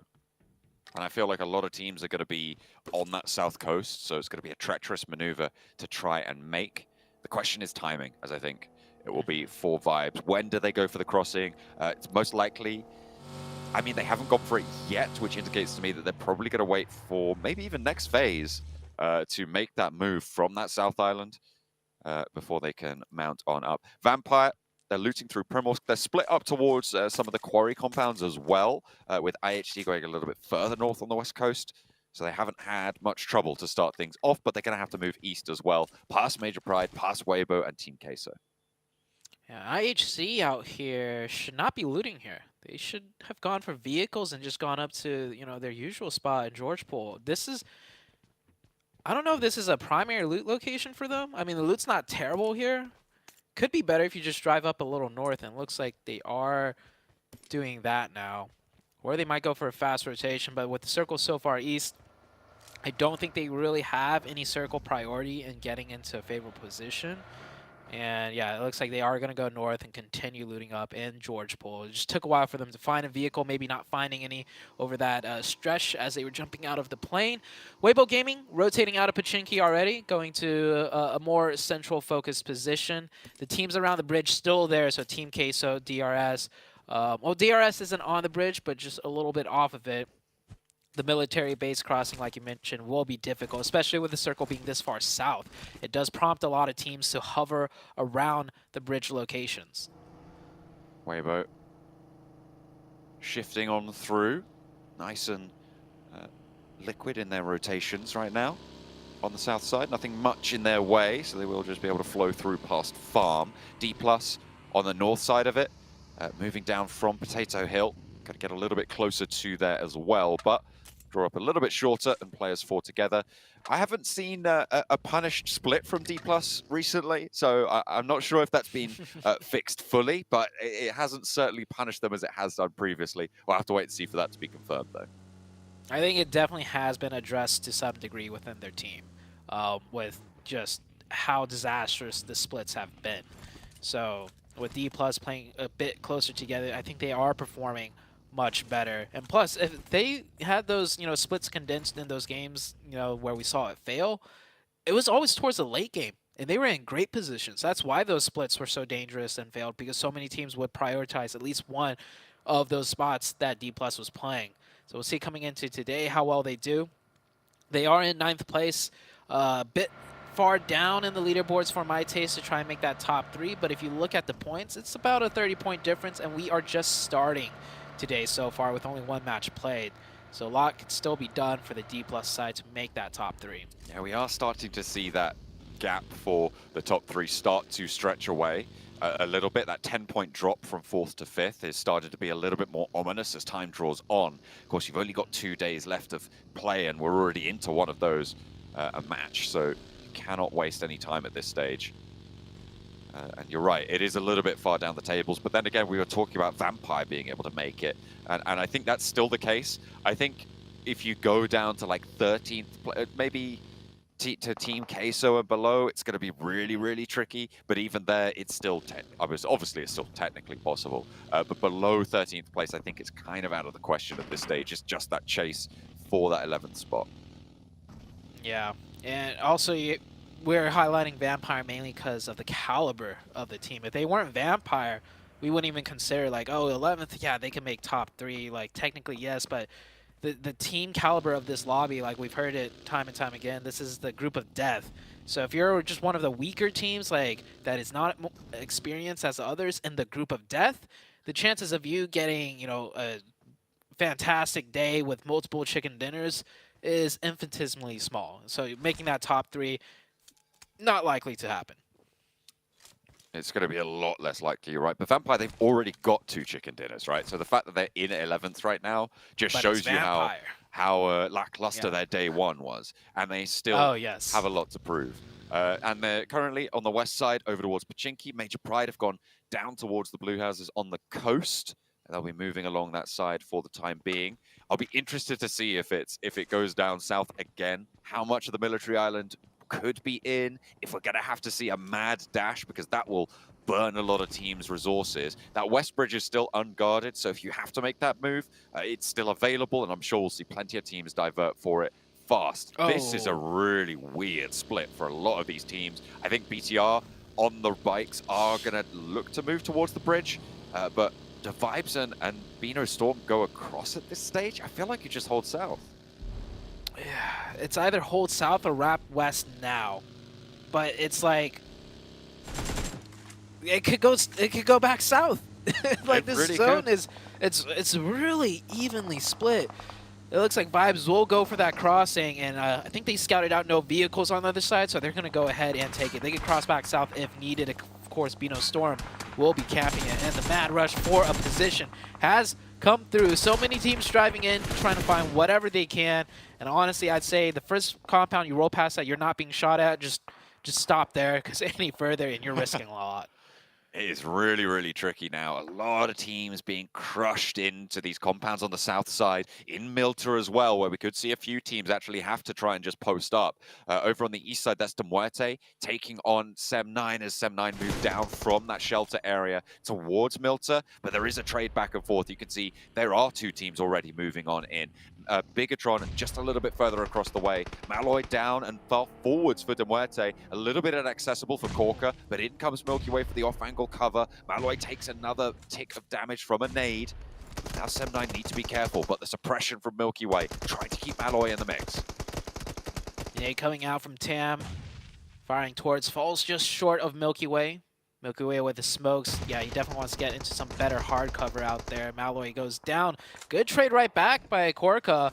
They're going to re-aggress here. I think they realize Sem19 is split with the pressure fire coming in from their west side, so they're going to isolate this, go for the finish, try and stop that revive. The revive will come through, but I don't think the player will get the first aid off. Those mollies doing a little bit more harm, potentially slowing them down. Revive is up. Falls back down. Mikhail with that DBS. Maybe could get a first aid. No, another nade. Mikhail getting no luck and trying to stay in this fight. And Tam trying to eject out of here. Gets a quick couple of shots and a knock. Down to 1 HP though. And the nades are good out of De Muerte. Kenny isolated on the other side of the road, just gets out of there with a buggy, but he's taking damage. I think that's from BTR on the hill, and he will fall. Sem9 out of action. De Muerte down to 3 players. Corker can get rezzed here. Shouldn't be too much of a problem. Now, are the rest of the teams going to be able to find a location? Because Genesis have started to split over the hills to the northwest of Milta. BTR are playing split on that south side. You can see the compounds that they control right now. Really, really important in this next circle. Team Queso, Big Milo playing that split again. Yesterday, he redeemed himself for sure, showing he can get the work done. So they're going to continue with that 3-1 split. And it's very obvious he is the designated off-angle player trying to do more for the team. A very tough role to take on as a circle. I mean, it just shifts right back into the center. Military base kind of out of question. The bigger question is, can we see a bridge ending if it goes south? I mean, it's certainly possible. Vampire holding off IHC on the west side. IHC did, in fact, go up to South George in the end, so they took your advice, grabbed some vehicles, went up there, and then rotated in late. Similar kind of story for Brute Force. I feel like we're seeing Brute Force do a lot of this, just stay in the blue for a long, long time. I wonder if we can get some stats on just how much time they've spent in the blue, because I feel like it's almost every game we're seeing them coming in late to these circles, and they are making an entrance on the north side now towards Genesis. In the meantime, D+ and DRS sharing a compound on the peninsula. DRS with only 3 though, and D+ with 4 grouped together this time around. This is a numbers advantage for D+, but the angles do favor DRS a little bit, as they are spread out a little more than the side of D+. It's going to be hard for D+ to mount an offensive push here, and they are not aware that the fact this is a 3-man team that has breached their complex area. So it might just end in that stalemate. Zone still ticking very slowly in, so it might be a bit before we see where the circle goes, which will prompt the teams to fight or just continue to stay as neighbors. Brute Force coming in very late from the northern side, looking around, trying to control all the open terrain to open up their options. I'm looking at what Vampire are doing right now. Sure, Brute Force are coming in late from the north side, but Vampire, they had a position on the west behind Major Pride. They've diverted to the west bridge. They're now on the military island and moving across the north side of it. I'm not entirely sure what the goal is here. I mean, it must be to go across the east bridge, right? I mean, it has to be. But how are they going to make this work? I mean, it's a really interesting call. I don't know. I'm going to have to wait and see what the idea of it is, because it feels like a little bit of a misstep. Or maybe they know something I don't. I see a potential line. I would love to have the mini-map up to explain this, but for the viewers that might be able to get it, there's that ridge line right outside the gas station at the bridge complex. And from the southern military island, you can see if there are teams there. So maybe they're hoping to swim into the center of zone, potentially. That could be the only thing that comes to my mind, because fighting in from the southern side of the bridge, it's not good. It's not free. That's the problem. It's not a free rotation. I'm very confused by it, to be honest. I'm really interested. I mean, you could see it on the minimap now. Vampire on the south side. They were just behind Major Pride out on the west, but now they held out IHC. We saw that earlier. Yeah, so this is crazy. This is crazy from Vampire, and they're going to have to move. So we'll see what their plan is from here on out. But it keeps a lot of water in this next circle, Zute. So for everybody else in this lobby as well, this is desolate land. Yeah, and treacherous waters too, because we're going to see teams elect to go for that water play. Look, Major Pride already doing so. They might go for that swim up to that gas station ridgeline that I was just talking about. That's the only viable play from the west side in that water now. And it could work out, because the thing with D+ and DRS right here, they're kind of just barely enough in the zone where that better position, further down, they might not go for it. No, D+ spots it out. They are going to elect to take the superior positioning. Great choice out of D+. All on bikes. Just that little ridge on the beach side will give them enough cover to make it here.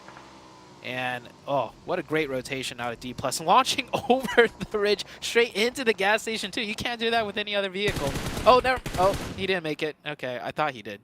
No, the first player did. There were two bikes, right? And I think that was the second player. He hopped out. You can see that bike down there on the left.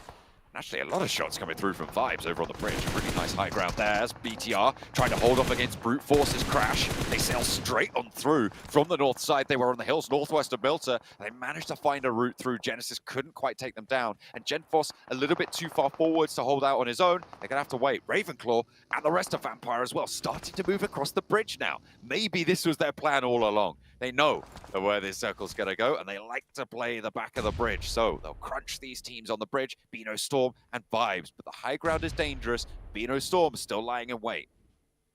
Ooh, being patient with his shots right there. Newsy doesn't want to give away his position. Oh, leans and scopes to the left. Misses his chance. He's going to have to go fishing there. I don't think Vampire's expecting two teams here. They're probably expecting at most one. They've already dealt with Beano Storm out of the picture, so if they spot another player, they might get a decent idea that, hold on, this doesn't seem right. It might be a second team on the bridge.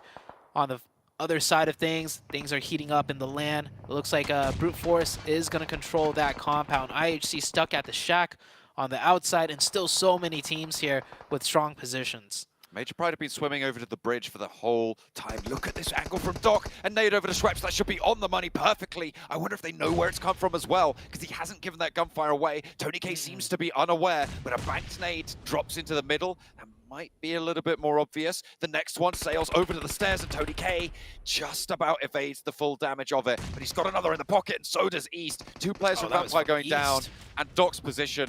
He can now start to step up. He can now look for these trades. Doesn't want to go down, and actually Newsy is going to be most likely to find this nade over to east. Smokes are still bloomed, and the high ground's still completely unnoticed, but they're aware there's another team on the bridge. Oh yeah, Doc is going to cross over here and get the finishes. One more nade. It's good. Only 2 players up. They got the reset onto Tony K, and I still think they have no idea. However, Doc is crawling close enough where they can see footstep indications on the minimap if they happen to glance at it, but the bullets will definitely give it away. Still 2 players up, I think, for Vampire, but they're pretty much done and out of this fight. Circle is about to shift as well, and the blue zone will be the death of them. I think Tony K, the last to fall to that play zone. And Major Pride, they swam across. This was the play I thought Vampire was going to elect to do, but Major Pride pull it off in a much more favorable spot, right? Coming in from the north, you don't have to swim as far. Major Pride keeping 4 up. Problem is no vehicles. I find that play from Vampire just to be so questionable. It's probably one of the wildest players I've ever seen. I'm going to have to get onto Satani about that. I agree. I'm going to have to message him because that was absolutely crazy. If it had worked, sure, maybe we would have given them credit, but I just think kind of nuts. We'll be remembering that one for a while. Genesis trying to crash onto IHC's shack, and it's going okay, I would say, for IHC, but they have so many sightlines sent over to their way. Sorry, not for IHC, for Genesis. They are going to lose a lot of players. Brute Force was sending nades down to IHC before. Team Queso have their off angle as well. They'll be fighting for this position. BTR in a really strong spot now.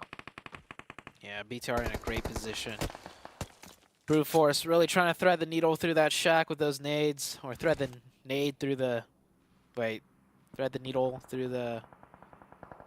Hold on, I'm just going to say, they're trying to throw the nades into the shack, but it's not working. Weibo Gaming in the distance with 4. Weibo Gaming have yet to really make a huge play, and they're going to have to soon if they don't get the zone. They do have 4 players up, though. But a lot of teams have been cut down. Now we're into the last 10 or last 11 teams. Vibes have made their way across now after their defense. Major Pride struggling against Nolbu, but he's only able to get 1 before the flush comes in. Naomi needs to crawl into some cover because D+ are going to launch some nades out this way. Vibes not quite in the greatest position to be able to find this. Smoke starting to bloom. They're not taking any chances here, and Dino's going to enact the res onto Naomi. Naomi still further back for Major Pride, and will be looking to hold it down. Playing the off angle seemingly quite well for this roster. Yeah, Naomi, a very strong player. His damage number proves it too. And like I mentioned earlier, the most difficult role is that off angle. You have to be able to think for yourself a lot because the team can't see your vision. And sometimes you have to make the important calls from your position because you see stuff that your team doesn't. Naomi definitely the player up to task for it. On the northeast side, Rook, the winners of the first game, staying strong as for. Demorte just down to Milky Way, and they are going to pressure this in. Just keep their push going. Corker down, and Default now has backup from Rami.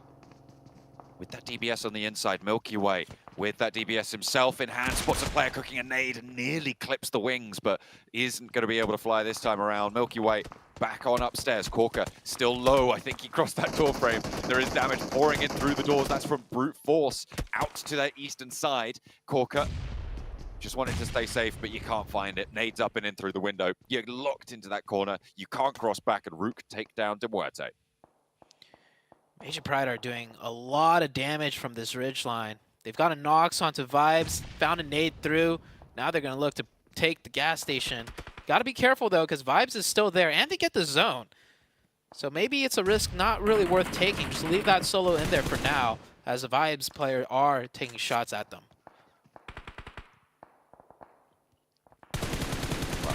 Trying to survive with Fabian in the gas station. Major Pride still taking knocks out on their western coastline. And Team Queso and Bigatron, really the 2 teams in these really strong positions up to the north. Team Queso 4 players, Bigatron with 4 as well. Major Pride have been fighting through. And Vibes, by the way, are climb up these tables over these last couple of matches that we've seen from them. They're in 3rd place right now. With Influence Rage taking that dip, they have 6 eliminations. They're really keeping up the pace with Mongolia. Yeah, Vibes doing great for the region. Of course, STE being such a strong team, Vibes also stepping up to the plate. Weibo Gaming getting caught in a tough spot. This back off angle from West Carry is doing great for Genesis, because if Genesis was all in the shack, this is an easy breach in for Weibo Gaming, and Genesis had no real fighting chance, but Carry really dampening that push out of Weibo Gaming, trying to get a confirmation. Weibo Gaming looks like they could be reset to 4. Rook now having to make their mad dash, and oh, this is one full send if I've ever seen one. They're getting cut to pieces. It is a tough move to make, and it will not be successful. Rook eliminated. The shots from Brute Force just a little bit too much to bear. Weibo trying to cross from this western edge as well, over towards Genesis. Everybody trying to cinch in, but it's Team Queso really holding out this northwestern side right now, with Gianti from DRS, the last player alive for them as well on that western edge, just trying to stay alive over on the beachhead. It's going to be really, really tricky stuff. Ming crawling around out there, not having the best of times for Weibo. So taking some long distance shots for that mini, running extremely low on that mini ammo too. He's got to be careful because Wyman hasn't been able to make that cross yet, and I don't think he will. So if Sook gets knocked, that is not going to be a likely revive. But Wyman also not in the zone. He's going to have to make that cross, and that smoke he threw earlier is starting to dissipate. Does manage to just make that mad dash. And finds himself on that tiny little ridge line that you can see that buggy and both of those players posted up behind. Brute Force now from the northern side, taking nades over towards Genesis and looking to poke their nose in towards that Bigatron hold on the eastern edge. Will be pretty important to make their next move carefully, concisely. Need to be accurate with their play now. About to head into circle number 7 here. Fabian staying alive. Major Pride did try to finish that out, but Vibes team stopping that short. There is still the solo of DRS. I don't know if Major Pride realizes that he's still there. They were taking shots towards that direction earlier, so they just have to keep in mind that that position isn't fully flushed out yet. But as a solo, Yanti isn't going to try and do much if he keeps getting the zone, which he's going to have to hope he gets the next one. Oh my goodness. He does! Team Queso as well in that brilliant compound position, but it's going to be Brute Force and Bigatron both staring them down. Daggers from the off angles there. Major Pride from the south side have a difficult push to make. They're going to have to strafe across that Weibo and DRS solo hold area, and I don't know how successful they can be. I wonder how much utility they're going to have to make it. I think it's doable because there's that ridgeline on the beach. If they could get there, I mean, Ganti is the only real opposition. Of course, crossing over towards that ridgeline is going to be risky with Queso. But Queso, if they wait it out, Queso's going to be concerned about BTR and everyone else on the northeast. This is very doable for Major Pride if timed correctly. And the big thing for me is all the teams with the most amount of players all lost the zone. Brute Force, BTR, Vibes, Major Pride. This is going to be a big push out of all 4 of these teams. There is that little hill as well, just to the north side of the road. I don't know if it will have exact cover for Brute Force just on the edge here. But here we go, Vibes rolling on into the last player from D+. They're able to take him down with no casualties. They can get the healing done and then get a move on. In the meantime, nades in from Major Pride. A third-party attempt onto this push forwards, and maybe timely made as well. A nade over the top finds Apex, and now Doc and Baron low on the inside. More nades looking to come on through as well as they drop those smokes to keep their position up on the wall nice and secure from that northern side. Major Pride continue to bombard and slow down the players crucially from Vibes. Remember, these players do not have a lot of time to play with. Burn onto the inside and Major Pride making their bid for freedom towards that beach. Yeah, I'm so happy to see they didn't get too distracted from potential eliminations there and went and pushed over the wall, because even if they take out Vibes, there's nothing much for them to play for there, so they recognize the task at hand still. They will go down to the southern beach side. Sook with a nice knock from distance onto Effect. With enough smokes, Effect can crawl down and get revived, but Sook has eagle eyes looking over here. This is the most likely point for Sook, so he shouldn't be looking anywhere else. More shots coming in, and ooh, I don't know who that was from. Effect down to just 1 HP now. Gianti came through with a nade over onto Naomi on the forward position for Major Pride. They're being split apart. I don't know if they know he's there. Apex able to get that nade. That's from Vibes up on the top of the ridgeline, finding that shot. Naomi very, very low. Dino gonna have to make a mad dash to try and save him, but Major Pride down. In the meantime, Bigatron rolling on up to Team Queso. Zatalis goes down first on the crash. Artur's low on the backline looking for a heal, but Bigatron playing with two. Superboy the next to fall, and Lapar left last to stand in the face of Team Queso. Has got that auto shotty, but it's not gonna work out. Brute Force cut apart in the meantime as well. Nobody's been able to make this cross towards Team Queso, and it is their game to lose at this stage. Oh, Major Pride down to 2. They had a chance with 4, but now down to 2, and the zone not favoring them either. Also, Queso will have free reign over the entire sightlines of the south side with 4 players up. No one going to be able to contest them either. And it looks like Vibes are hopping over and going downhill. Just trying to get the points now.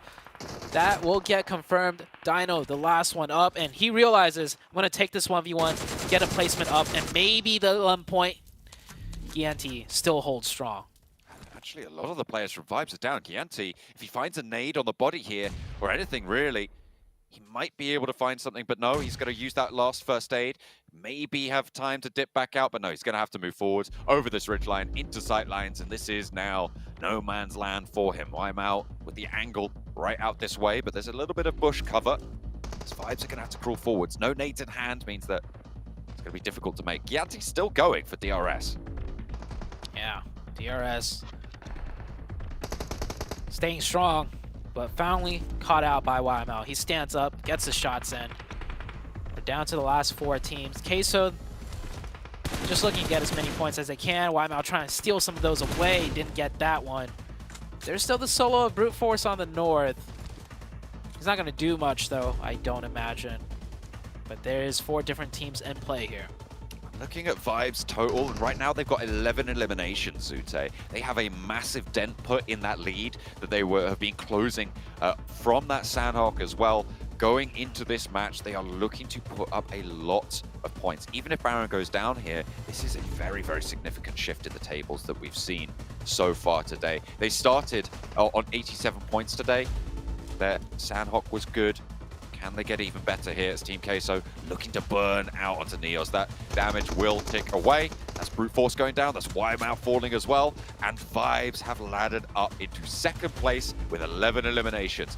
Sits down in the blue, denies the point here. Team Queso will be able to take this one down from the compound that they were holding on that side. They didn't have to leave it. They did get a little bit of a blessing, but they played for 9 eliminations on that chicken dinner and a really, really solid position coming through for the team. And once more, they're looking at T-pose on us. They did it yesterday when they were able to get a chicken dinner, and they're going to do it again today.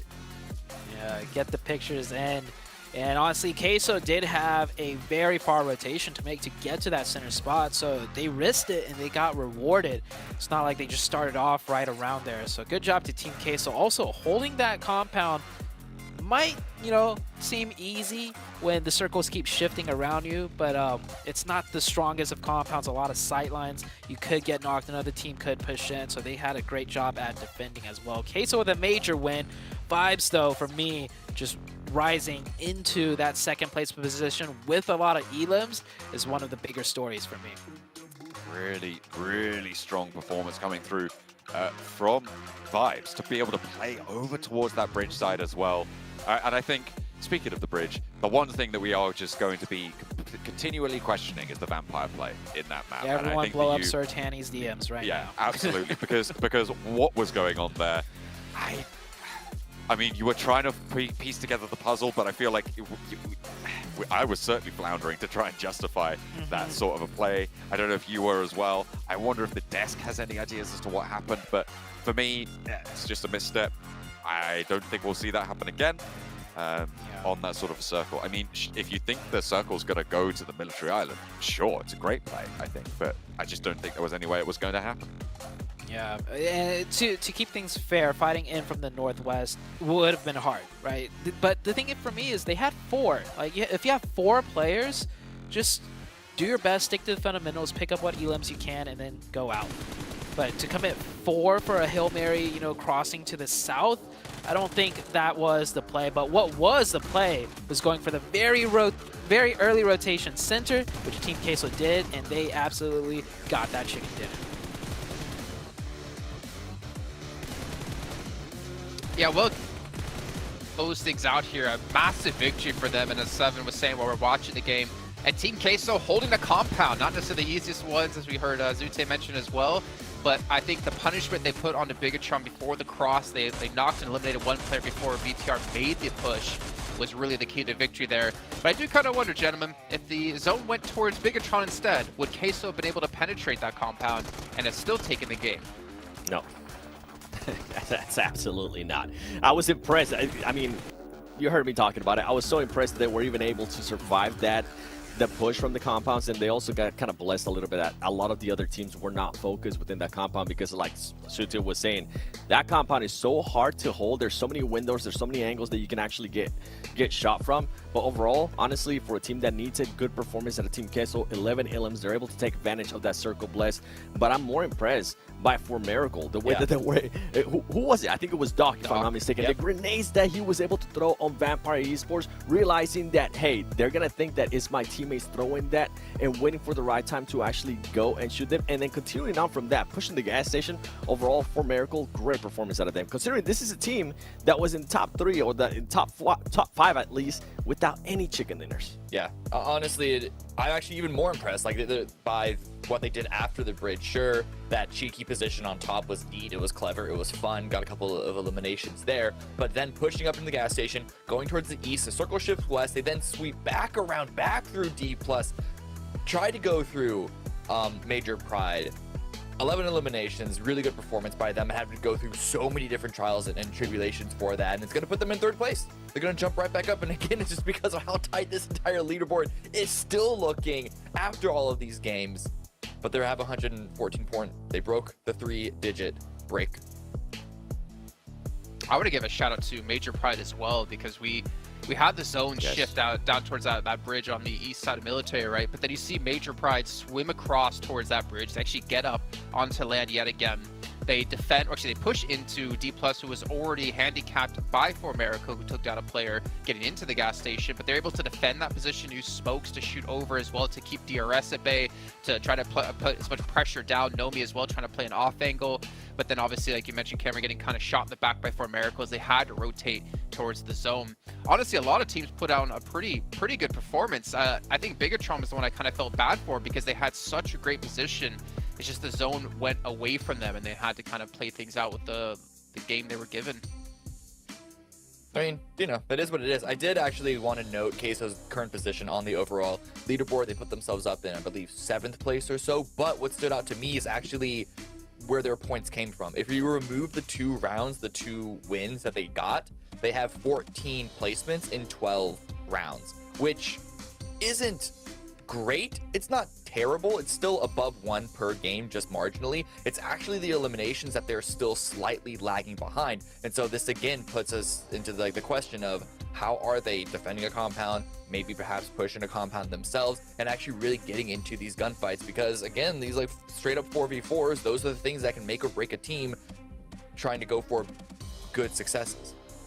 I'll say this though, still better than Vampire, who only has 6 points outside of their 2 victories when it comes to placements. So at least doing better than Vampire, but it is a very good point. It's about the consistency that we're looking for. And speaking of consistency, I gotta be consistent in my sponsor callouts, because Infinix, the GT10 Pro, you guys can pick one up, which was born for esports professionals. You guys can pick one up for yourselves and dominate the lobby. And of course, in between your matches, or if you get knocked and eliminated early on, you can get over to TikTok and find some sweet stuff from PMGC. Just look for PMGC 2023. And if you ever do post about, obviously, this event, make sure you use that tag as well. Not to mention, on that, while you're playing, we have the new Frost Festival happening. You guys can revel in the fact that you can ski or snowboard down a hill, pop a 360, turn someone into a snowman, take them out, and then look for other players and potentially make 70 a little bit more sad, as well, as he just doesn't seem to have the same luck without a Raging Berserker on the map to get looted up with. On that as well, we do have the Popularity Annual Gala, which we do have 10 players to win 10 1v1s to potentially be called the best, and of course our champion of the gala on top of that, with exclusive rewards they can get for themselves and they can show off to all their friends. And on top of that, the Bagandi collaboration is live in PUBG Mobile. If you guys don't have a sweet vehicle, if you don't have a Tesla, you can pick up one of these bad boys and potentially show it off to your friends. I know Zute's significant other is probably sporting hers as I think she got a few days ago, if I'm not mistaken. We have the Amola, we have the Zonda R available for you guys to pick up and potentially get some road kills with. But in the meantime, we're going to head to a short break while we get things ready to go for our second airing of the day. It's going to be our third match overall, and we'll see you guys in just a few.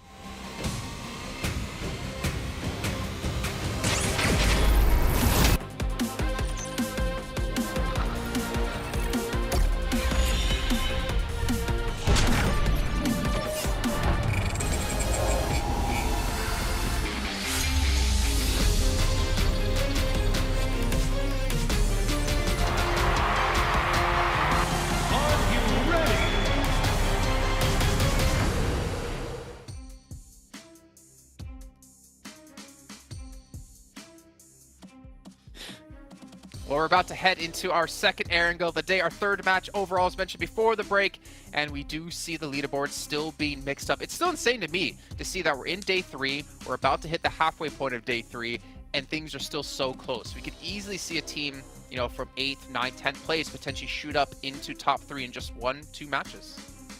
Yeah, for me, I'm actually going to be looking at a team that's no longer in top 3, and I was kind of praising earlier in regards to their consistency. Influence Rage, that's right. The two performances that we've had at the start of the day, yeah, they were able to get some eliminations in Sandhawk, but kind of backfired there in Airgill. Please show us something here, Influence Rage. Yeah, had consistency in day 2, and well, they've had some consistency in day 3 of not performing well. Let's see if they can turn their tide around here. So you head back to our commentators of John and Zute. Hopefully they can start to step up, because losing that top 3 position is going to be a little bit of kick up the backside, hopefully, for them. Maybe give them a little bit more firepower into the remaining Erangels of the day. Obviously, Vibes playing really, really well. I liked Cameron's breakdown of their set of rotations that they were able to achieve over on that eastern side. I really enjoyed watching it unfold as well, as much as I was kind of rooting for Major Pride to be able to clinch it out as the European representatives, but it just wasn't going to happen in the face of Vibes and their strength. Yeah, I think Major Pride and Vibes did the absolute best they can with the situation given at hand, and they maximized the amount of points that was possible in the match. A team that didn't maximize any points at all was Influence Rage that Seven was talking about, but we saw what happened off drop. They lost 3 players off drop, so it was going to be a given that they were going to get knocked out of the top 3. Question now is Influence Rage going to kind of switch their gears now and go for a potential big chicken win versus a nice consistent placement until they catch back into the top 3? So we might see a gear change now out of Influence Rage. Maybe not this game, but maybe the next, depending on where they are in the rankings, as we do get a very nice playing path going straight down the middle, north to south.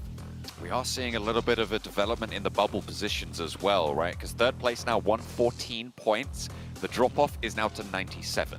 That's fairly significant. That's up to 17 points total difference between third place and fourth place, which is starting to become a lot more ominous. As I said, time keeps marching on. It will not slow down. So a lot of teams going to be looking to try and keep up that pace. And even beyond that, it's only really down to 6th now that I'm kind of counting in for the race of top 3 as we get another hard south shift over towards that military base. This one's a lot more down to that island, so crossings quickly potentially on the cards. The rotation I'm going to look at, so I'm going to ramble on for a little bit longer, is Vampire. Making that rotation down south on the boats. Our Team Queso going to be able to guard it out again as they did in the previous military circle. Yeah, and we saw on day 1 a military zone hard south, like 100% confirmed military zone.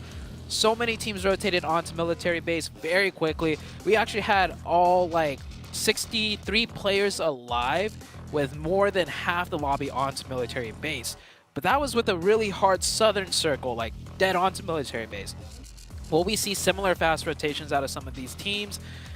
We will be able to tell in just a few moments. It looks like Queso is going to be one of the teams to commit to that crossing, as they are looking to cross that bridge in vehicles right now.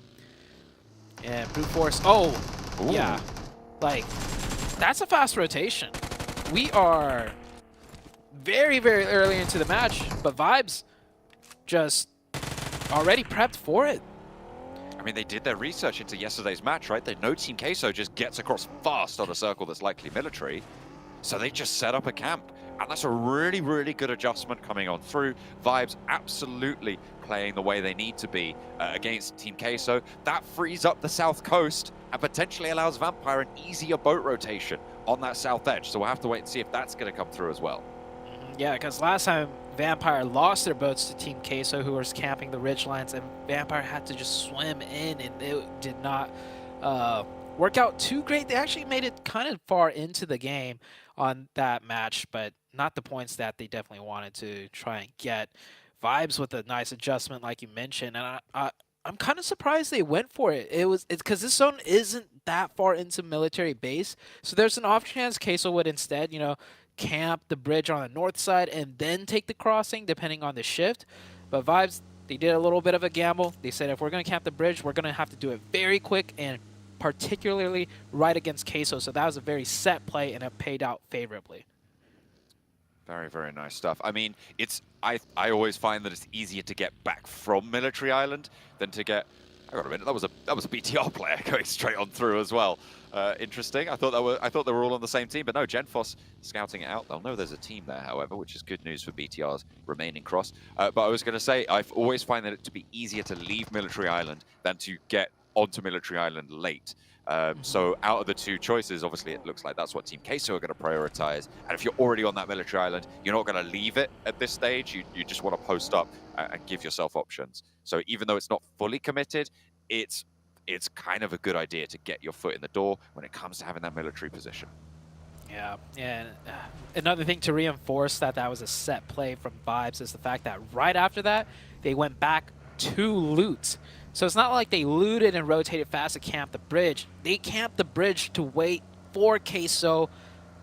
If probably like 2-3 more minutes passed, they're like, okay, Queso isn't doing that fast rotation. We'll leave, we'll go loot, and then we'll see what happens. But they waited. Queso did what was expected. They got the quick points, and now they're looting. So great job for Vibes. And I really want to emphasize that, because these little quick set micro plays is going to be the difference maker into whether or not you're in the top 3. And Vibes are a team to be able to call shots like that. I mean, when the gap between you and second place right now is 4 points, getting 3 points is massive. Like, it cannot be understated, especially when you're in competition for that third place spot. Just keeping points on board, like we've praised teams like Influence Rage for doing, is always going to be impactful. It's always going to keep you in that conversation, and hopefully you can just stay away from the 0-point games like Influence Rage. We're able to finally have delivered to their doorstep in that previous match, although that was mostly off hot drops over on that northern side. This time around, they are 4 players alive, so maybe a return to form for them now. Yeah, I hope their confidence isn't shaken too much, because they dropped out of that top 3. Sometimes the standings do have a huge mental impact on the teams that influence such a veteran team. I do expect them to have way more consistent games from here on out, and maybe even switch gears a little bit and look for a big chicken dinner win. BTR has crossed, D+ has also crossed onto military base. Vampire not going for the botation, because this zone isn't 100% confirmed military base like the other day. I mean, if they spotted Team Queso going down as well, they might be aware that this west bridge is a little bit more open, no team around that area, and no. Maybe there's that adjustment from yesterday not wanting to go against the Team Queso hold, but either way, they have to make their way forwards. Influence Rage trying crashing onto this compound, but it's going disastrously against DRS right now. Federal, Law, Lil Boy now left, trying to stand up tall, and maybe this is the sunset of the Influence Rage consistency, because they have just fallen down with another 0-point game in a row. That was not very Influence Rage-like. Yeah, they always take their games very slow. We see them around the edge a lot, taking their time. If they're making a hard rotation, it's very early where the chances are like the compound's going to be open. But this compound they tried to take DRS, this is a prime location for zones like this. There was very, very likely a team there, and they did no scouting, and they also pulled up in a way where it's like they assumed it was open. One player pulled up to the other end, another just crashed onto the wall. It was like, they didn't account for a potential fight whatsoever. So Influence Rage, don't know what's going on. Vampire, they have moved over to Ferry Pier. And they're kind of isolated. No one really on that west coast is moving in. IHC and Brute Force late to the party as per usual on a south circle. Major Pride just about to start their rotations down towards what I expect to be a position near that western bridge, if not going all the way across it in the meantime. I'll have to wait and see as they split out a full convoy. All their vehicles going to be there. Naomi just reorganizing, making sure he's got everything in a row before he gets on the road, and they will start to razz it on through. Vampire holding that western bridge, though. They're going to be coming into conflict with Major Pride. They'll hear those vehicles. They need to post up quickly. Where's the circle going to go, though? That's the bigger question. Before the fight breaks out, it is going to be military base. I think we'll see Vampire just rotate across the bridge now. Definitely want to be a little bit careful, scout that area, because there was that bridge camp. But they'll soon realize it's clear. They'll take it across. And I don't think any team is going to look to bridge camp unless if they're one of the later teams across the bridge. Vampire should look for a nice position more central here. Weibo Gaming looks like they're going to just swim across and then play from the beach side. Might be able to catch some vehicles too if they make it inland fast enough to secure some on the roadsides. I mean, there's a couple of compounds as well that they can get to, but they have to get there fast. And before teams like Sem9, like Genesis, who are crossing on that bridge right now, to be able to get on through. Vibes contesting C block right now with Bino Storm and the military base on the south side. And meanwhile, over on that west bridge, Vampire seem to have started to put a cinch on that west bridge rotation from Major Pride as well. IHC still down, and that's Rook all the way in the northwest side, still in North George. It worked out last time as far as bridge crossing is concerned. They made it across the bridge because they went in so late. Thing is, they did it once, and VOD review is a thing. Will any teams take advantage of that? Last time, IHC also crossed extremely late, and they definitely watched the game back there to see, to time their crossing, how good it was, and they would have noticed there was still one more team behind them in the form of Rook. We might see IHC set up a trap play here if they're not going to be able to make it across the bridge anytime soon. Still a couple of teams on that mainland, but they are becoming fewer and further between. Major Pride holding up short, but they're going to have to cross, so an opening pick would be brilliant. Vampire taking the top of the bridge. They know how effective that could be. They learned their lesson last time, hopefully. Now they just continue their hold. Schweppes up on those rafters. I think that's Ravenclaw out on the off angle down to the southwest, and Newsy in the compound out to the east. So you've got Schweppes and Tony K on this bridge, looking for those angles, waiting for Major Pride to make a mistake, to try and capitalize on it. I was thinking Vampire will rotate more central with that zone shift and not camp the bridge. But they have decided to go for that bridge camp. We'll see if they get any points off of it. Maybe at most they're just looking to deter teams coming from their backside. If they did their VOD reveal, they'll realize teams will still take that bridge even way late into the late game in the blue. Genesis now breaching onto the DRS compound. Shots are ringing out. Genesis, he's weaving, and he is committing to this. Genesis going in for the crash, the 4v4. Can DRS get another successful defense? They already got one knock here. So 4v3 situation. About to make that 2. Knock isn't there. The players are swarming the building. He's forced to hop out. He's got that DBS. Will be able to get the flush first. They've given up the building on the inside, the top floor dispossessed from Gianti, but DRS still playing as 4. Genesis going to struggle. The circle goes to the north side of the military island and actually keeps IHC in on the north side, but in the meantime, the scrap continues to find itself in the conflict here, but they are close to this circle edge, which means they have a lot more time to play with on this engagement. They can look to close it down. DRS looking pretty healthy to be able to do so. Yeah, and they have the util from Influence Rage as well coming in from Yasnaya, so the util is definitely there for them to throw. If they run out, they could probably run to a crate and pick up another one. One player goes down for Genesis. Only one up now. Genesis should be eliminated. They are taken out. DRS, that is 8 elimination points, I think. Yeah, 2 squad wipes and you do get 8 points. That's a lot given how tough the competition is in trying to secure those points. And they still have 4 players up. It is still pretty much early game. They will have been able to get full resupplies as well because they were both crash plays. They were both right close by, so they'll be very, very stocked up on those supplies, on those meds, on that ammo, everything that you're going to need, the utility as well. But they are on the north side. They're going to have to cross. How do they get through? Because the bridges pretty much out of the question at this stage. The swimming also very, very dangerous.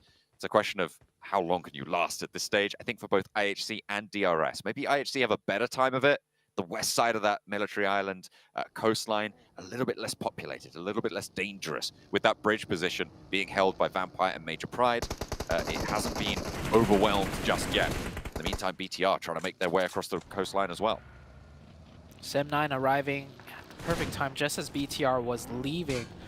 I think BTR might have been questioning where to go, so they hovered around for a little bit, not able to camp out that bridge rotation as effectively as they would have hoped for, but they get that ridge, which is a decent spot in a zone like this, and they keep all 4 players alive. Sem9 making it across, yet to find a spot in the zone, and well, Rook, your very late crossing across the bridge is impeded because Vampire's camping out Major Pride. So Major Pride have just been trying to outweight Vampire, and they're gifted with another team pushing behind them. Rook probably not going to send their other 3 players over, but Major Pride are going to pull the trigger on this rotation. They're going to go forwards. I'm imagining we're going to see them tumble out one side of the bridge. With the reposition from Vampire, they know the blue zone's pushed them off that